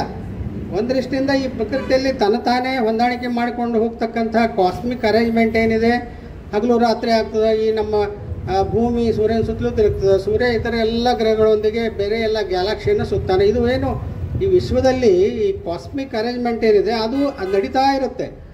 ಆ ಸಮನ್ವಯ ನಮಗೆ ಯಾಕೆ ಬರಬಾರ್ದು? ಆ ಸಮನ್ವಯ ನಮ್ಮಲ್ಲಿ ಏಕೆ ಇಲ್ಲ? ಅದು ಬರುವುದಿಲ್ಲ. ಅದು ಎಲ್ಲಿದೆ? ಸಮತೆ ಎಲ್ಲಿದೆ ಅಂತನ್ನುವಂಥ ಪ್ರಶ್ನೆಗಳು ಬಹಳ ಜನ ಕೇಳ್ತಿರ್ತಾರೆ. ಆದರೆ ಅದನ್ನು ನಾವು ಹೊಂದಾಣಿಕೆ ಮಾಡಿಕೊಂಡು ಹೋದಾಗ ಮಾತ್ರ ಅಸಮದಲ್ಲಿ ಸಮತೆಯನ್ನು ನಾವು ಕಂಡುಕೊಳ್ಬೇಕು ಅಂತ. ಹೇಗೆ ಅಂತಕ್ಕಂಥದ್ದು ಹೇಳ್ತಾರೆ. ಅಸಮದಲ್ಲಿ ಸಮತೆಯನ್ನು, ವಿಷಮದಲ್ಲಿ ಮೈತ್ರಿಯನ್ನು. ವಿಷಮ ಪರಿಸ್ಥಿತಿಯಲ್ಲಿ ಕೂಡ ನಾವು ಅದರಲ್ಲಿ ಏನೋ ಒಂದು ಪಾಸಿಟಿವ್ ಧನಾತ್ಮಕವಾದಂಥದ್ದು ಕಾಣುವಂಥ ಒಂದು ದೃಷ್ಟಿಕೋನವನ್ನು ನಾವು ಬೆಳೆಸ್ಕೊಳ್ಬೇಕು. ಆ ಧನಾತ್ಮಕವಾದಂಥದ್ದು ಬೆಳೆದಾಗ ಅಸಮದಲ್ಲಿ ಸಮತೆಯನ್ನು ನಾವು ಕಂಡುಕೊಳ್ಳಬಹುದು ಅಂತ. ವಿಷಮದಲ್ಲಿ ಮೈತ್ರಿಯನ್ನು, ವ್ಯಸನಮಯ ಸಂಸಾರದಲ್ಲಿ ವಿನೋದವ ಕಾಣಪ ರಸಿಕತೆಯೇ ಯೋಗ ಮಂಕುತಿಮ್ಮ ಅಂತ ಹೇಳ್ತಾರೆ. ಅಸಮದಲ್ಲಿ ಸಮತೆಯನ್ನು ಕಾಣಬೇಕು, ವಿಷಮದಲ್ಲಿ ಮೈತ್ರಿಯನ್ನು ಕಾಣಬೇಕು. ಅಸಮಂಜಸದಿ ಸಮನ್ವಯ ಸೂತ್ರ ನಯವ ಅಸಮಂಜಸದಿ ಸಮನ್ವಯ ಸೂತ್ರದ ನಯವ ವ್ಯಸನಮಯ ಸಂಸಾರದಲ್ಲಿ ವಿನೋದವ ಕಾಣುವ ರಸಿಕತೆಯೇ ಯೋಗದಲ್ಲಿ. ಇದೇ ಒಂದು ರಸಿಕತೆಯೇ ಒಂದು ಯೋಗ ಅಂತಕ್ಕಂಥದ್ದನ್ನು ನಮ್ಗೆ ತಿಳಿಸ್ಕೊಡ್ತಾರೆ. ಈ ರಸಿಕತೆ ಅಂತಂದರೆ ರಸಾಸ್ವಾದನೆ. ರಸಿಕತೆ ಅಂತಂದರೆ ನಾವು ಈಗಿನ ಮಾಡರ್ನ್ ಅರ್ಥದಲ್ಲಿ, ರೊಮ್ಯಾಂಟಿಕ್ ಅರ್ಥದಲ್ಲಿ ಅಲ್ಲ. ರಸಿಕತೆ ಅಂತಂದರೆ ಆ ರಸಾನುಭವವನ್ನು ಮಾಡ್ಕೊಳ್ತಕ್ಕಂಥದ್ದು. ಈಗೇನು ನಾವು ಮಂಕುತಿಮ್ಮನ ಕಗ್ಗವನ್ನು ನಾವು ಅಭ್ಯಾಸ ಮಾಡಬೇಕಾದ್ರೆ ಅದರಲ್ಲಿ ಏನು ಒಂದು ಸಾಹಿತ್ಯದ ಜ್ಞಾನದ ರಸ ಇದೆ, ಆ ರಸಾಸ್ವಾದನೆಯನ್ನು ಮಾಡುವುದು ರಸಿಕತೆ. ಹಾಗೆ ಈ ಅಸಮದಲ್ಲಿ ಸಮತೆಯನ್ನು ಹೇಗೆ ಮಾಡಬೇಕು, ಸಮನ್ವಯ ಯಾವ ರೀತಿ ಮಾಡಬೇಕು ಅಂತ ಅನ್ಲಿಕ್ಕೆ ಅವರು ಇದನ್ನು ಹೇಳ್ತಾರೆ. ಒಬ್ಬರು ಯಾರೋ ಇಬ್ಬರು ಮನೆ ಜಗಳಾಡ್ತಿದ್ರಂತೆ. ಆಜು ಬಾಜು ಮನೆಯವರು ಭಾಳ ಜಗಳ ದಿನಾ ಬೆಳಗಾದ್ರೆ ಜಗಳ. ಆವಾಗ ಅವರು ಎಲ್ಲರೂ ಸುತ್ತಮುತ್ತಲಿನ ಅವ್ರ ಮನೆಯವರು ಕೂಡಿ ಅವರಿಗೆ ಒಂದೇನೋ ಹೇಳಿ, ಇಲ್ಲಪ್ಪ ನೀವು ಈ ಜಗಳ ಇವೆಲ್ಲ ಬಿಟ್ಬಿಡ್ರಿ, ನೀವು ಇದಕ್ಕೆ ಹೋಗ್ರಿ, ಕಾಶಿಗೆ ಹೋಗಿ ಬರ್ರಿ, ಪ್ರಮಾಣ ಮಾಡಿ ಬರ್ರಿ ಅಂದಾಗ ಇದು ಜಗಳ ತೋಟಿ ದಿನ ಬೆಳಗ್ಗೆ ಇದ್ದರೆ ಒಂಥರ ವಿಷಮವಾದಂಥ ಒಂದು ಪರಿಸ್ಥಿತಿ ನಿರ್ಮಾಣ ಆಗೋದು ಹೋಗ್ತದೆ ಅಂಥೇಳಿ ಎಲ್ಲರೂ ಅವ್ರನ್ನ ಕನ್ವಿನ್ಸ್ ಮಾಡಿ ಕಾಶಿಗೆ ಕಳಿಸ್ಕೊಡ್ತಾರೆ. ಅವರಿಬ್ಬರು ಹೊಟ್ಟಂತ ಹೋಗ್ಬೇಕಾದ್ರೆ ಹಾದಿಯೊಳಗೆ ಅವರು ಊಟ ಕಟ್ಕೊಟ್ಟಿರ್ತಾರೆ ಅವ್ರಿಗೆ. ಅವ್ರ ಮನೆಯಲ್ಲಿ ಇಬ್ಬರಿಗೂ ಚಿತ್ರಾನ್ನನೋ ಏನೋ ಒಂದು ಪುಳಿಯೋಗರ ಏನೋ ಕಟ್ಕೊಟ್ಟಿರ್ತಾರೆ. ಅವರು ಎಲ್ಲೋ ಒಂದು ಕಡೆ ಹೋಗಿ ತಮ್ಮ ಡಬ್ಬಿಯನ್ನು ಬೀಸ್ತಾರೆ. ಬಿಚ್ಚಿದ್ರೆ ಒಬ್ಬವನ್ನ ಅನ್ನದಾಗ ಉಪ್ಪ ಇರೋದಿಲ್ಲ, ಇನ್ನೊಬ್ಬನ ಚಿತ್ರಾನ್ನದೊಳಗೆ ಬರೀ ಉಪ್ಪು. ಅವ್ರಿಗೆ ಸಿಟ್ಟು ಬಂದುಬಿಡ್ತದೆ, ಏನು ಮಾಡಿಕೊಟ್ಟಾರ ನಮ್ಮ ಮನ್ಯಾಗ ಇವರು ಅಂತೇಳಿ ಕೆಟ್ಟ ಸಿಟ್ಟು ಬಂದು ಅಲ್ಲಿ ಹೋಗದ ತಿರುಗಿ ಮನೆಗೆ ಬರ್ತಾರಂತ. ಅವ್ರು ಬರೋಬ್ಬರಿ ಅವರಿಗೆ ಹೇಳ್ಬೇಕು, ನಮ್ಮ ಮನ್ಯಾಗ ನಮ್ಮ ಹೆಂಡಂದ್ರಿಗೆ ಅಂಥೇಳಿ. ಅವ್ರು ಬಂದು ಬೈತಾರಂತ ಅವ್ರಿಗೆ, ನೀವು ಏನಿದು ಮಾಡಿರಿ ಇದನ್ನಂತ. ಅದಕ್ಕೆ ಅವ್ರಿಬ್ಬರು ಹೇಳ್ತಾರಂತ, ಅಲ್ಲ ನಿಮ್ದು ಎಂಥ ಸ್ನೇಹ, ನೀವು ವಿಷಮದಲ್ಲಿ ಅಸಮದಲ್ಲಿ ಸಮತೆಯನ್ನು ಮಾಡುವಂಥದ್ದು ಎಂಥದ್ದು ನಿಮ್ಮದು ಪ್ರಮಾಣ. ಇಬ್ಬರೂ ನೀವು ಶೇರ್ ಮಾಡಿಕೊಂಡು ಒಬ್ರಿಗೊಬ್ಬರು ಅನ್ನವನ್ನು ಮಿಕ್ಸ್ ಮಾಡಿದರೆ ಎಲ್ಲ ರುಚಿ ತಾನೇ ಆಗ್ತಿತ್ತಲ್ಲ ಅಂಥೇಳಿ ಅವ್ರಿಗೆ ಹೇಳ್ತಾರಂತ. ಆ ರೀತಿ ನಾವು ಅದನ್ನು ಹೊಂದಾಣಿಕೆ ಮಾಡಿಕೊಂಡು ಹೋಗ್ಬೇಕಾಗತ್ತೆ. ಇದನ್ನು ಭಾಳ ಸುಂದರವಾಗಿ ಈ ಒಂದು ಪದ್ಯದಲ್ಲಿ ಅವರು ಹೇಳ್ತಾರೆ. ಅಸಮದಲ್ಲಿ ಸಮತೆಯನ್ನು, ವಿಷಮದಲ್ಲಿ ಮೈತ್ರಿಯನ್ನು, ಅಸಮಂಜಸ ಸಮನ್ವಯ ಸೂತ್ರ ನಯವ ವ್ಯಸನಮಯ ಸಂಸಾರದಲ್ಲಿ ವಿನೋದವ ಕಾಣುವ ರಸಿಕತೆಯೇ ಯೋಗವೇನೋ ಮಂಕುತಿಮ್ಮ. ಅಂದರೆ ಎಲ್ಲ ಸಂದರ್ಭಗಳಲ್ಲಿಯೂ ಒಂದು ಸಮಾನ ಚಿತ್ತ, ಸಮಚಿತ್ತವನ್ನು ಕಾದುಕೊಂಡು ಹೋಗುವಂಥದ್ದು. ಈ ನಮ್ಮ ಗೀತಾದಲ್ಲಿ ಇದಕ್ಕೆ ಸಮನಾದಂಥ ಒಂದು ವಾಕ್ಯ ಇದೆ. ಸುಖ ದುಃಖೇ ಸಮೀಕೃತ್ವ ಲಾಭೋ ಲಾಭೋ ಜಯ ಜಯ ತಥೋ ಯುದ್ಧಶ್ಚ ನೈವಂ ಪಾಪಂ ವ್ಯಾಪ್ತಿಸಿ ಅಂಥೇಳಿ ಒಂದು ಸುಂದರವಾದಂಥ ಒಂದು ಶ್ಲೋಕ ಇದೆ. ಸುಖ ದುಃಖೇ ಸಮೀಕೃತ್ವ ತಾವೆಲ್ಲ ಕೇಳಿರೋದನ್ನು, ಭಾಳ ಪ್ರಸಿದ್ಧವಾದಂಥದ್ದು. ಹಾಗೆ ನಾವು ಆ ಸಮನ್ವಯವನ್ನು ನಾವು ಮಾಡಿಕೊಂಡು ಹೋಗ್ಬೇಕಾಗುತ್ತೆ. ಇನ್ನೊಂದು ಒಂದು ನಮ್ಮಲ್ಲಿ ಯಾವಾಗಲೂ ನಮ್ಮ ಒಂದು ಭಾವನೆ ಕಾಡ್ತಿರ್ತದೆ. ಏನಂದರೆ ನಾವೇನು ಮಾಡಬಲ್ವೇ, ನಾವೆಲ್ಲ ಒಂಟಿ, ನಾವು ಏನೇನೋ ಜಗತ್ತಿನಲ್ಲಿ ಏನೇನೋ ಘಟನಾ ಒಳಗಡೆ ನಡೀತಾವೆ, ಅನ್ಯಾಯಗಳು ನಡೀತಿರ್ತಾವೆ. ನಾವು ಒಬ್ಬಂಟಿಗರಾಗಿ ನಾವು ಅವುಗಳನ್ನು ತಡೆಗಟ್ಟಲಿಕ್ಕೆ ಏನು ಸಾಧ್ಯ ಅಂತಕ್ಕಂಥದ್ದು ಕೂಡ ಒಮ್ಮೆ ಭಾಳ ಜನ ಆ ಥರ ಗೊಂಡಗಾಡ್ತಿರ್ತಾರೆ. ನಮಗೇನು ನಾವು ಒಬ್ಬಂಟಿಗರು, ನಾವು ಏನು ಮಾಡಲಿಕ್ಕೆ ಸಾಧ್ಯ ಇಲ್ಲ, ಇದು ಜಗತ್ತು ಹಿಂಗೆ ಇದು ಅಂತ ಅನ್ನುವಂಥದ್ದಕ್ಕೆ ಅವರು ಒಂದು ಸುಂದರವಾದ ಪದ್ಯವನ್ನು ಹೇಳ್ತಾರೆ.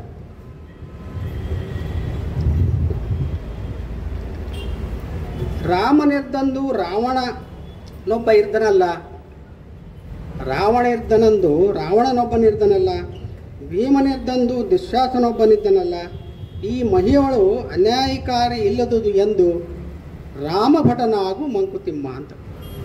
ಅಂದ್ರೆ ಆ ಥರ ಏನು ತಿಳಿಬೇಡ. ನಿನ್ನ ಮಟ್ಟದಲ್ಲಿ ನೀನು ಏನು ಬೇಕಾದ್ದನ್ನು ನೀನು ಮಾಡ್ಬೋದು. ನನಗೇನು ಮಾಡ್ಲಿಕ್ಕೆ ಸಾಧ್ಯ ಇಲ್ಲ, ನಾವು ಒಂಟಿ ಅಂತ ಹೇಳಿ ನೀವು ಅನ್ಕೋತ ಕೂತ್ರೆ ಏನೂ ಆಗೋದಿಲ್ಲ ಅಂತಕ್ಕಂಥದ್ದು ಈ ಪದ್ಯದ ಒಂದು ಮೂಲಕ ಅವ್ರು ಹೇಳ್ತಾರೆ. ಯಾವಾಗಲೂ ಇದ್ದದ್ದೇ ಅನ್ಯಾಯಕಾರಿ ಈ ಮಹಿಯವಳು ಅನ್ಯಾಯಕಾರಿ ಇಲ್ಲದದ್ದು ಎಂದು. ಈ ಜಗತ್ತಿನಲ್ಲಿ ನಾವು ಅನ್ಯಾಯ ಇಲ್ಲಾರದದ್ದು ಯಾವಾಗ ನೋಡ್ತೀವಿ? ನಾವು ಪುರಾಣ ಕಾಲದಿಂದಲೂ ನಾವು ನೋಡ್ತೀವಿ. ಸ್ವತಃ ಭಗವಂತ ಅವತಾರ ಮಾಡಿದಾಗನೇ ದುರ್ಯೋಧನ ದುಶ್ಯಾಸನಾದಿಗಳಿದ್ದರು. ರಾಮಚಂದ್ರ ಅವತಾರ ಮಾಡಿದಾಗ ರಾವಣ ಇದ್ದ. ಆದರೆ ಜಗತ್ತೇನೆಲ್ಲ ನಾಶ ಆಗ್ತಾನೋ? ಹಾಗೇನಿಲ್ಲ. ಕಾಲಕ್ಕೆ ನಾವು ನಮ್ಮ ಪಾತ್ರವನ್ನು ನಾವು ಮಾಡಬೇಕು. ಅದನ್ನು ಮಾಡಿದರೆ ತಾನೇ ಅದು ಪರಿಹಾರವಾಗ್ತದೆ. ನಾವು ನಿರಾಶೆ ಆಗುವಂಥದ್ದು ಅವಶ್ಯಕತೆ ಇಲ್ಲ ಅನ್ನುವಂಥದ್ದನ್ನು ಇದನ್ನು ಬಹಳ ಸ್ವಚ್ಛವಾಗಿ ತುಂಬ ಸುಂದರವಾಗಿ ಹೇಳ್ತಾರೆ. ರಾಮಾಯಣದಲ್ಲಿ ಒಂದು ಮಾತು ಬರ್ತದಂತೆ. ರಾಮಾಯಣದಲ್ಲಿ ಇದು ವಿಶೇಷವಾಗಿ ಕುವೆಂಪುವರ ರಾಮಾಯಣದಲ್ಲಿ ಅವರು ಒಂದು ಶೀರ್ಷಿಕೆಯನ್ನು ಕೊಟ್ಟು ಒಂದು ವಿಶೇಷ ಚಾಪ್ಟರ್ ಅದನ್ನು ಅಧ್ಯಾಯವನ್ನು ಮಾಡಿ ಒಂದು ಅಧ್ಯಾಯದಲ್ಲಿ ಹೇಳ್ತಾರೆ. ರಣ ಋತರ್ ವನ್ನಿನರ್ಹರ್ ಅಂತ ಅದಕ್ಕೆ ಹೆಸರು ಕೊಡ್ತಾರೆ. ರಣ ಋತರ್ ವನ್ನಿನರ್ಹರ್ ಅಂತ. ರಾಮಗ ಒಂದು ಚಿಂತೆ ಬರ್ತದಂತೆ, ಯುದ್ಧ ಇನ್ನೇನು ಆರಂಭ ಆಗ್ತದೆ ರಾವಣನ ವಿರುದ್ಧ. ಇವ್ರದ್ದು ವಾನರ ಸೈನ್ಯ ಎಲ್ಲ ಬಂದುಬಿಟ್ಟಿದೆ. ಅವಾಗ ಒಂದು ಚಿಂತೆ ಬರ್ತದೆ ರಾವಣಗೆ. ಹೌದು, ನಾನು ನನ್ನ ಹೆಂಡತಿಗಾಗಿ ಇಷ್ಟೊಂದು ಯುದ್ಧವನ್ನು ಇದನ್ನು ತಯಾರಿಯನ್ನು ನಾನು ಮಾಡ್ಕೊಂಡಿನಿ, ಅನೇಕ ಸಾವು ನೋವುಗಳು ಆಗ್ತವೆ. ಈ ವಾನರರು ಬಡಪಾಯಿಗಳು, ಅವರು ಕೂಡ ಅವರ ಸಂಸಾರ, ಅವರ ಹೆಂಡ ಮಕ್ಕಳು, ತಂದೆ ತಾಯಿಗಳು ಎಲ್ಲ ಇರ್ತಾರೆ. ಅವರು ಈ ರಾಮ ತನ್ನ ಹೆಂಡತಿಗಾಗಿ ಹೋರಾಟ ಯುದ್ಧ ಮಾಡ್ತಕ್ಕಂಥದ್ರಲ್ಲಿ ನಾವ್ಯಾಕೆ ಭಾಗವಹಿಸಿ, ನಾವ್ಯಾಕೆ ನಮ್ಮ ಕುಟುಂಬ ನಾವು ಯಾಕೆ ಸಾಯಬೇಕು ಅನ್ನುವಂಥ ಭಾವನೆ ಅವರಿಗೆ ಬಂದಿರಲು ಸಾಕು ಅನ್ನೋಂಥದ್ದು ಅವಾಗ ಒಂದು ಚಿಂತೆ ರಾಮನಿಗೆ, ಶ್ರೀರಾಮಚಂದ್ರನಿಗೆ. ಅದಕ್ಕೆ ಇವರಿಗೆ ಒಬ್ಬ ಸೇನಾಧಿಕಾರಿಯನ್ನು ಕರೀತಾನೆ. ನೀಲ್ ಅವ್ರ ನಲ್ ಅಂತ ಅವೆಲ್ಲ ಕೇಳಿದ್ರು. ನೀಲನ್ನು ಕರೀತಾನೆ. ನೀಲನ್ನು ಕರೆದು ಹೇಳ್ತಾನೆ, ನೋಡಪ್ಪ ನೀಲ, ಹೀಗೆ ನನಗೆ ಯಾಕೋ ಇದೊಂಥರ ಅಳಕಾಗ್ತಾ ಇದೆ. ಇಷ್ಟೊಂದು ವಾನರ ಸೈನ್ಯರು ನನ್ನ ಸಲುವಾಗಿ ಯುದ್ಧವನ್ನು ಎದಕ್ಕೆ ಬಂದಾರ? ಅವರು ಏನು ಸುಗ್ರೀವ ಅವ್ರನ್ನ ಒತ್ತಾಯ ಮಾಡೋದಂತ ಬಂದ್ರೆ ಹೆಂಗೆ? ಅದಕ್ಕೆ ಅವ್ರನ್ನ ಕೇಳ್ಬೇಕು ನನಗೆ. ಅದಕ್ಕೆ ನೀನು ಕೇಳಿ ಅವ್ರಿಗೆ ಯಾಕೆ ಬಂದಾರೋ, ಅವರು ಯುದ್ಧಕ್ಕೆ ನನಗೇನು ಬೆಂಬಲ ನೀಡಲು ಬಂದಾರೋ ಅಥವಾ ಅನಿವಾರ್ಯ ಕಾರಣಗಳಿಂದ ಬಂದಾರೋ ಏನು ಅನ್ನೋದು ನನಗೆ ತಿಳ್ಕೊಂಡು ನನಗೆ ಸಮಾಧಾನ ಆಗ್ತದೆ ಅಂತಾನಂತ. ಅದಕ್ಕೆ ಅವ ನೀಲ್ ಹೇಳ್ತಾನೆ, ಸ್ವಾಮಿ, ಇದು ನಾನು ಕೇಳಿ ನಿಮ್ಗೆ ಯಾಕೆ ಹೇಳಿ, ನೀವೇ ಇಲ್ಲಿದ್ದಾರೆ ಎಲ್ಲರೂ ಕರಿತೀನಿ, ಒಂದು ಇಬ್ಬರಿಗೆ ಕರಿತೀನಿ, ರ್ಯಾಂಡಮ್ ಆಗಿ ಅವ್ರಿಗೆ ಇಬ್ಬರಿಗೆ ಕರಿತೀನಿ, ಅವ್ರಿಗೆ ನೀವೇ ಕೇಳಿಬಿಡ್ರಿ ಅಂತಾನೆ ನೀರು. ಅವಾಗ ಕರ್ಕೊಂಬರ್ತಾರೆ ಒಂದಿಬ್ಬರನ್ನು. ಒಬ್ಬರು ವನ್ನಿ, ಒಬ್ಬ ರನ್ನರ್ ಅಂತ. ಒಬ್ಬ ವನ್ನಿ, ಒಬ್ಬರು ರನ್ನ. ಅವರಿಗೆ ಇಬ್ಬರಿಗೂ ರಾಮ ಕೇಳ್ತಾನೆ, ಅಲ್ಲಪ್ಪ ನಿಮ್ಮ ಮಕ್ಕಳು ನಿಮ್ಮಲ್ಲಿ, ಆಮೇಲೆ ತಂದೆ ತಾಯಿಗಳು ಮಕ್ಕಳು ಇದ್ದಾರಾ ಅಂತ. ಹೌದು ಇದ್ದಾರೆ ಸ್ವಾಮಿ ಅಂತ. ಮಕ್ಕಳು ಚಿಕ್ಕವರಿದ್ದಾರಾ ಅಂತ. ಚಿಕ್ಕವರೇ ಇದ್ದಾರೆ, ದೊಡ್ಡವರಿದ್ದರೆ ಅವರೂ ಯುದ್ಧಕ್ಕೆ ಬರ್ತಿದ್ರಲ್ಲ ಅಂತಾರೆ. ಹಾಗಾದರೆ ನಿಮಗಿದು ಕಷ್ಟ ಆಗಲ್ವಾ? ಇದು ನಿಮ್ಮ ಸಂಸಾರವನ್ನು ಬಿಟ್ಟು ಅನೇಕ ಸಾವು ನೋವುಗಳೆಲ್ಲ ಸಂಭವಿಸಬಹುದು, ನಿಮಗೆ ಕಷ್ಟ ಅನಿಸೋದಿಲ್ವಾ ಅಂತ. ಆವಾಗ ಅವ್ರು ಹೇಳ್ತಾರಂತೆ. ಅವ್ರು ಹೇಳ್ತಕ್ಕಂಥ ಒಂದು ಅದ್ಭುತವಾದ ಮಾತನ್ನು ನಮ್ಮ ಈ ರಾಮಾಯಣದ, ಕುವೆಂಪು ರಾಮಾಯಣದಲ್ಲಿ ನಾನೆಲ್ಲೋ ಒಂದು ಆರ್ಟಿಕಲ್ನಲ್ಲಿ ಓದಿದ್ದದನ್ನು. ಅದರಲ್ಲಿ ಅವ್ರು ಹೇಳ್ತಾರಂತೆ, ರಾವಣ ಸೀತೆಯನ್ನು ಮಾತ್ರ ಕದ್ದೊಯ್ದಿಲ್ಲ, ಸೀತೆಯನ್ನು ಕದ್ದೊಯ್ದದ್ದು ಈ ಪಾತಿವ್ರತ್ಯವನ್ನೇ ಕದ್ದೊಯ್ದಿದ್ದಾನೆ, ಈ ದಾಂಪತ್ಯ ಜೀವನವನ್ನೇ ಅವನು ಕದ್ದೊಯ್ದಿದ್ದಾನೆ, ಈ ಮ್ಯಾರೇಜ್ ಇನ್ಸ್ಟಿಟ್ಯೂಟ್ ಅನ್ನೋದನ್ನು ಅವನು ಕದ್ದೊಯ್ದಿದ್ದಾನೆ. ಅದಕ್ಕಾಗಿ ಈಗ ಅವನ್ನ ನಿಗ್ರಹಿಸದಿದ್ದರೆ ನಾಳೆ ನಮ್ಮನಿಗೂ ಅದು ಬರ್ಬೋದಲ್ಲ, ನಮ್ಮ ಮೇಲೂ ಕೂಡ ಬರ್ಬೋದು. ಅದಕ್ಕೆ ನಾವು ನಿನ್ನ ಜೊತೆ ನಾವು ಯುದ್ಧ ಮಾಡಲಿಕ್ಕೆ ಬಂದೀವಿ ಅಂತ ಒಂದು ಅತ್ಯಂತ ಅದ್ಭುತವಾದ ಮಾತನ್ನು ಅವರು ಹೇಳ್ತಾರೆ. ಹೀಗೆ ಅಂದರೆ ಇದರಿಂದ ತಾತ್ಪರ್ಯ ಏನು ಅಂತಂದರೆ, ಅವರು ಈ ದೊಡ್ಡ ಅನ್ಯಾಯ, ಈಗ ಯುದ್ಧ ಮಾಡಬಾರ್ದು, ಯುದ್ಧನೇ ಬೇಡ ಅನ್ನುವಂಥ ಇದೇನೋ ಅಹಿಂಸಾವಾದಿಗಳು ನಮ್ಮಲ್ಲಿ ಇದ್ದಾರೆ. ಈಗ ಯುದ್ಧ ಮಾಡಿದರೆ ಸಾವು ನೋವು ಆಗ್ತದೆ, ಯಾಕೆ ಯುದ್ಧ ಮಾಡಬೇಕು ಅಂತ ಕೆಡಕನ್ನು ಬಗ್ಗೆ ಬಡಿಯದೇ ಇದ್ದರೆ ಯುದ್ಧದ ಮೂಲಕ ನಾಳೆ ಮತ್ತೊಬ್ಬರಿಗೆ ಹೋದದ್ದು ನಮ್ಮನೆಗೆ ಬರ್ಬೋದಲ್ಲ. ಆ ಕೆಡಕನ್ನು ನಿಗ್ರಹಿಸಲಿಕ್ಕೆ ನಾವು ಯುದ್ಧವನ್ನು ಮಾಡಬೇಕು, ಅದರಲ್ಲಿ ನಮ್ಮ ಪಾತ್ರ ಏನು ಅಂತ ಅನ್ನೋದನ್ನು ನಾವು ಮಾಡ್ತಾ ಇದ್ದೀವಿ ಅಂತ ಅನ್ನುವಂಥ ಅದ್ಭುತವಾದ ಮಾತನ್ನು ಯಾವ ರೀತಿ ಹೇಳ್ತಾರೆ ಅಂತ ಅನ್ನೋದನ್ನು ನಾವು ಆ ಸಂದೇಶವನ್ನು ಇಲ್ಲಿ ತಗೊಳ್ಬೋದು. ಅದೇ ರೀತಿ ಇದು ಈಗ ಅದಕ್ಕೆ ರಿಲೇಟೆಡ್ ಆಗಿ ನಾವು ಅತ್ಯಂತ ಪ್ರಸಿದ್ಧವಾದಂಥ ಒಂದು ಪದ್ಯವನ್ನು ಹುಲ್ಲಾಗು ಬೆಟ್ಟದಡಿ ಮನೆಗೆ ಮಲ್ಲಿಗೆ ಆಗು, ಕಲ್ಲಾಗು ಕಷ್ಟಗಳ ಮಳೆಯ ವಿಧಿ ಸುರಿಯೇ, ಬೆಲ್ಲ ಸಕ್ಕರೆಯಾಗು ದೀನ ದುರ್ಬಲರಿಗೆ ಎಲ್ಲರೂ ಒಳಂದಾಗು ಮಂಕುತಿಮ್ಮ. ಇದು ಅತ್ಯಂತ ಪ್ರಸಿದ್ಧವಾದಂಥ ಒಂದು ಗೀತೆ. ಇದನ್ನು ನಾವು ಶಾಲಾ ದಿನಗಳಿಂದಲೇ ನಾವು ಕೇಳಿದ್ದೀವಿ. ಇದು ನಾವು ಆಗ ಇದಕ್ಕೆ ಒಂದು ಏನೋ ಪ್ರಾಸಬದ್ಧವಾಗಿ ಒಂದು ಪದ್ಯ ಅಂತ ಅನ್ನೋದನ್ನು ಬಿಟ್ಟರೆ ನಮಗೇನೋ ಅರ್ಥ ಆಗ್ತಿದ್ದಿಲ್ಲ. ಅದರಲ್ಲಿ ತಾತ್ಪರ್ಯ ನೋಡಿ ಹೇಗಿದೆ ಅಂತಂದರೆ, ಹುಲ್ಲಾಗು ಬೆಟ್ಟದಡಿ ಅಂದರೆ ಹುಲ್ಲು ಅಂತಕ್ಕಂಥದ್ದು ಎಷ್ಟು ಇರ್ತದೆ ತೃಣ, ಅದು ಬೆಟ್ಟದಡಿ ಅಂತಂದರೆ ನೀವು ದೊಡ್ಡ ಬಂಡೆಗಲ್ಲಿ ಇರ್ತದೆ, ಅದ್ರ ತೆಳಗೆ ಮಣ್ಣು ಇರ್ತದೆ. ಆ ಮಣ್ಣಿನ ಮೇಲೆ ಹುಲ್ಲು ಇರದೇ ಇದ್ದರೆ ಮಳೆಗೆ ಅದು ಕುಸಿದು ಬಂಡೆ ಬೀಳುವಂಥ ಸಂದರ್ಭ ಇರ್ತದೆ. ಆದರೆ ಅಲ್ಲಿ ಹುಲ್ಲು ಬೆಳೀತಂತಂದ್ರೆ ಆ ಹುಲ್ಲು ಗಟ್ಟಿಯಾಗಿ ಹಿಡ್ಕೊತದಂತೆ. ಈಗ ಹೆಂಗೆ ಕಾಂಕ್ರೀಟನ್ನು ನಾವು ಒಂದಕ್ಕೊಂದು ಕನೆಕ್ಟ್ ಮಾಡ್ತೀವಿ, ಒಂದು ನೀರು, ಸಿಮೆಂಟು, ಆಮೇಲೆ ಈ ಕಡಿ ಇವೆಲ್ಲ ಹಾಕೋದ್ರಿಂದ ಯಾವ ರೀತಿ ಒಂದು ಗಟ್ಟಿಯಾದಂಥ ಒಂದು ವಸ್ತು ಬರ್ತದಲ್ಲ, ಆ ರೀತಿ ನೀವು ಹುಲ್ಲಾಗು ಬೆಟ್ಟದಡಿ ಅಂತಂತಂದ್ರೆ ನೋಡಿರಿ, ಆ ಇಡೀ ಹುಲ್ಲು ಇಡೀ ಬೆಟ್ಟವನ್ನು ಬೆಳೆದಂತೆ ನೋಡ್ಕೋತದೆ. ಎಲ್ಲಿಯ ಹುಲ್ಲು ಎಲ್ಲಿಯ ಬೆಟ್ಟ ಅಂತ ಅನ್ನುವಂಥದ್ದು ನಾವು ನೋಡ್ಬೋದು. ಹುಲ್ಲಾಗು ಬೆಟ್ಟದಡಿ ಅಂದರೆ ಅದರ ತಾತ್ಪರ್ಯ ಅದೇ. ಮನೆಗೆ ಮಲ್ಲಿಗೆ ಆಗು, ಮನೆಗೆ ಮಲ್ಲಿಗೆ ಆಗು ಅಂತಂದರೆ ನಾವೀಗ ಮಲ್ಲಿಗೆ ಹೂ ಇಟ್ಟು ವಾಸನೆ ನೋಡುವುದಂತಲ್ಲ, ನಮ್ಮ ವ್ಯಕ್ತಿತ್ವ, ನಮ್ಮ ಅಂತಃಕರಣ, ನಮ್ಮ ಪ್ರೀತಿ ವಿಶ್ವಾಸ, ಕುಟುಂಬವನ್ನು ನಾವು ಪ್ರೀತಿ ಮಾಡುವಂಥ ಒಂದು ರೀತಿಯಿಂದ ಮನೆಗೆ ಮಲ್ಲಿಗೆ ಆಗಿ ನಾವು ಇರಬೇಕಾಗ್ತದೆ. ಮನೆಯ ಯಜಮಾನರಾಗಲಿ, ಮನೆಯಲ್ಲಿ ಇರ್ತಕ್ಕಂಥ ಎಲ್ಲ ಸದಸ್ಯರು ಕೂಡ ಮನೆಗೆ ಮಲ್ಲಿಗೆ ಆಗು ಅಂದ್ರೆ ಏನು, ನಾವೇನೋ ಹೇಳ್ತಾರಲ್ಲ, ಮನೆಗೆ ಮಾರಿ ಪರರಿಗೆ ಉಪಕಾರಿ ಅಂತ. ಆ ಥರ ಅಲ್ಲ. ನಾವು ಮನೆಯನ್ನು ಮೊದಲು ಗೆದಿಬೇಕು, ಕುಟುಂಬದ ಒಂದು ಪೋಷಣೆಯನ್ನು ಮಾಡಬೇಕು. ಕುಟುಂಬದಲ್ಲಿ ಅಂತಃಕರಣ, ಪ್ರೀತಿ ವಿಶ್ವಾಸವನ್ನು ನಾವು ಹುಟ್ಟಿಸ್ಬೇಕು. ಅಣ್ಣ ತಮ್ಮಂದರು, ಅಕ್ಕ ತಂಗಿಯರು, ತಾಯಿ ತಂದೆ, ಅಂದರೆ ಈ ಸಂಬಂಧಗಳೇನಿದೆ, ಈ ಸಂಬಂಧಗಳಲ್ಲಿ ಮಲ್ಲಿಗೆ ಹೂವಿನಂತೆ ನಿಮ್ಮ ಅಂತಃಕರಣದಿಂದ ಮಲ್ಲಿಗೆ ಹೂವಿನ ಒಂದು ಕಂಪು ಮನೆಯಲ್ಲಿ ಹರಡಬೇಕು. ಆ ರೀತಿ ಮನೆಗೆ ಮಲ್ಲಿಗೆವಾಗಿ. ಅದೇ ರೀತಿ ಬೆಲ್ಲ ಸಕ್ಕರೆ ಹಾಗೂ ದೀನ ದುರ್ಬಲರಿಗೆ ಅಂತಂತಂದರೆ ಯಾವಾಗಲೂ ಆ ಕ್ಷಣದಲ್ಲಿ ಸಹಾಯ ಮಾಡ್ತಕ್ಕಂಥದ್ದು. ಬಾಳಪ್ಪ ಹುಕ್ಕೇರಿಯವ್ರದ್ದೊಂದು ಜನಪ್ರಿಯ ಹಾಡು, ಒಂದು ಹಳ್ಳಿ ಸೊಗಡನ್ನು ಎತ್ತಿ ತೋರಿಸುವಂಥ ಒಂದು ಹಾಡು. ನಮ್ಮ ಹಳ್ಳಿ ಊರ ನಮ್ಗೆ ಪಾಡ ಯಾತಕವ್ವ ಹುಬ್ಬಳ್ಳಿ ಧಾರವಾಡ, ಯಾತಕವ್ವ ಹುಬ್ಬಳ್ಳಿ ಧಾರವಾಡ. ನಮ್ಮ ಹಳ್ಳಿ ಊರ ನಮ್ಗೆ ಪಾಡ ಹುಬ್ಬಳ್ಳಿ ಧಾರವಾಡ. ಊರ ಮುಂದಿನ ತಿಳಿ ಹಳ್ಳ, ಬೇವು ಮಾವು ಪುಲ್ಗರ ಮರ ಚಳ್ಳ. ಊರ ಮುಂದಿನ ತಿಳಿ ನೀರಿನ ಹಳ್ಳ, ಬೇವು ಮಾವು ಪುಲ್ಗರ ಮರ ಚಳ್ಳ. ದಂಡಿಗುಂಟ ನೋಡ ನೆಲ್ಲ ನೆಳ್ಳ, ನೀರ ತರುವಾಗ ಗೆಳೆತಾರು ಜೋಡ, ನೀರ ತರುವಾಗ ಗೆಳೆತಾರು ಜೋಡ. ನಮ್ಮ ಹಳ್ಳಿ ಊರ ನಮ್ಗೆ ಪಾಡ ಯಾತಕವ್ವ ಹುಬ್ಬಳ್ಳಿ ಧಾರವಾಡ, ಯಾತಕವ್ವ ಹುಬ್ಬಳ್ಳಿ ಧಾರವಾಡ.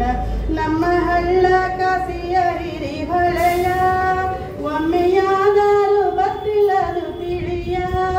ನಮ್ಮ ಹಳ್ಳ ಕಾಸಿಯ ಹಿರಿ ಹೊಳೆಯ, ಒಮ್ಮೆಯಾದರೂ ಬತ್ತಿಲ್ಲದು ತಿಳಿಯ.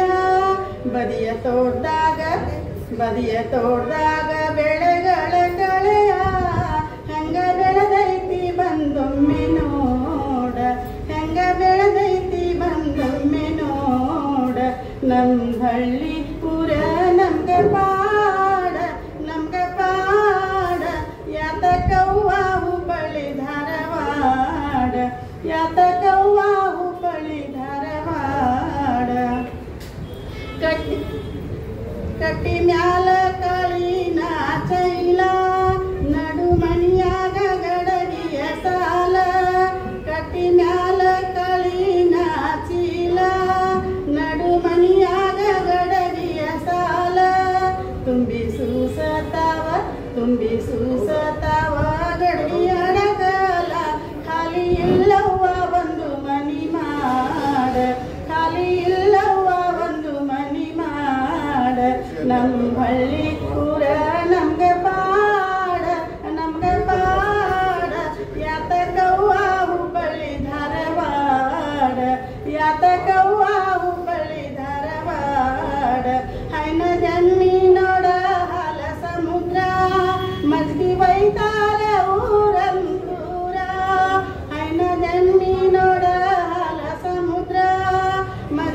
ಬೈತಾರೆ ಊರಂತೂರ. ಎಷ್ಟು ತಿನ್ನುವಾಕಿ ನೀ ಕೆನಿ ಕೆನಿ ಮಸರ, ಸುಲಕೊಂದು ಬಂಗಾರ ಬಳಿ ಜೋಡ, ಸುಲಕೊಂದು ಬಂಗಾರ ಬಳಿ ಜೋಡ. ನಮ್ಮ ಹಳ್ಳಿ ಊರ ನಮ್ಗ ಪಾಡ, ನಮ್ಗ ಪಾಡ.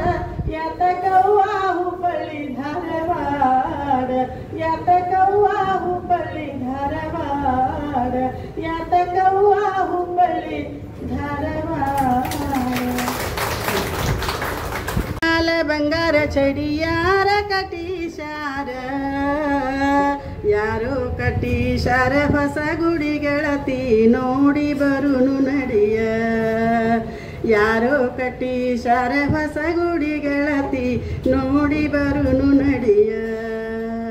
ಹಾದಿಯ ಹೊಲ ನೋಡ ಗೆಳತಿ ಗೋಧಿಯ ತೆನಿ ನೋಡ, ಹಾದಿಯ ಹೊಲ ನೋಡ ಗೆಳತಿ ಗೋಧಿಯ ತೆನಿ ನೋಡ.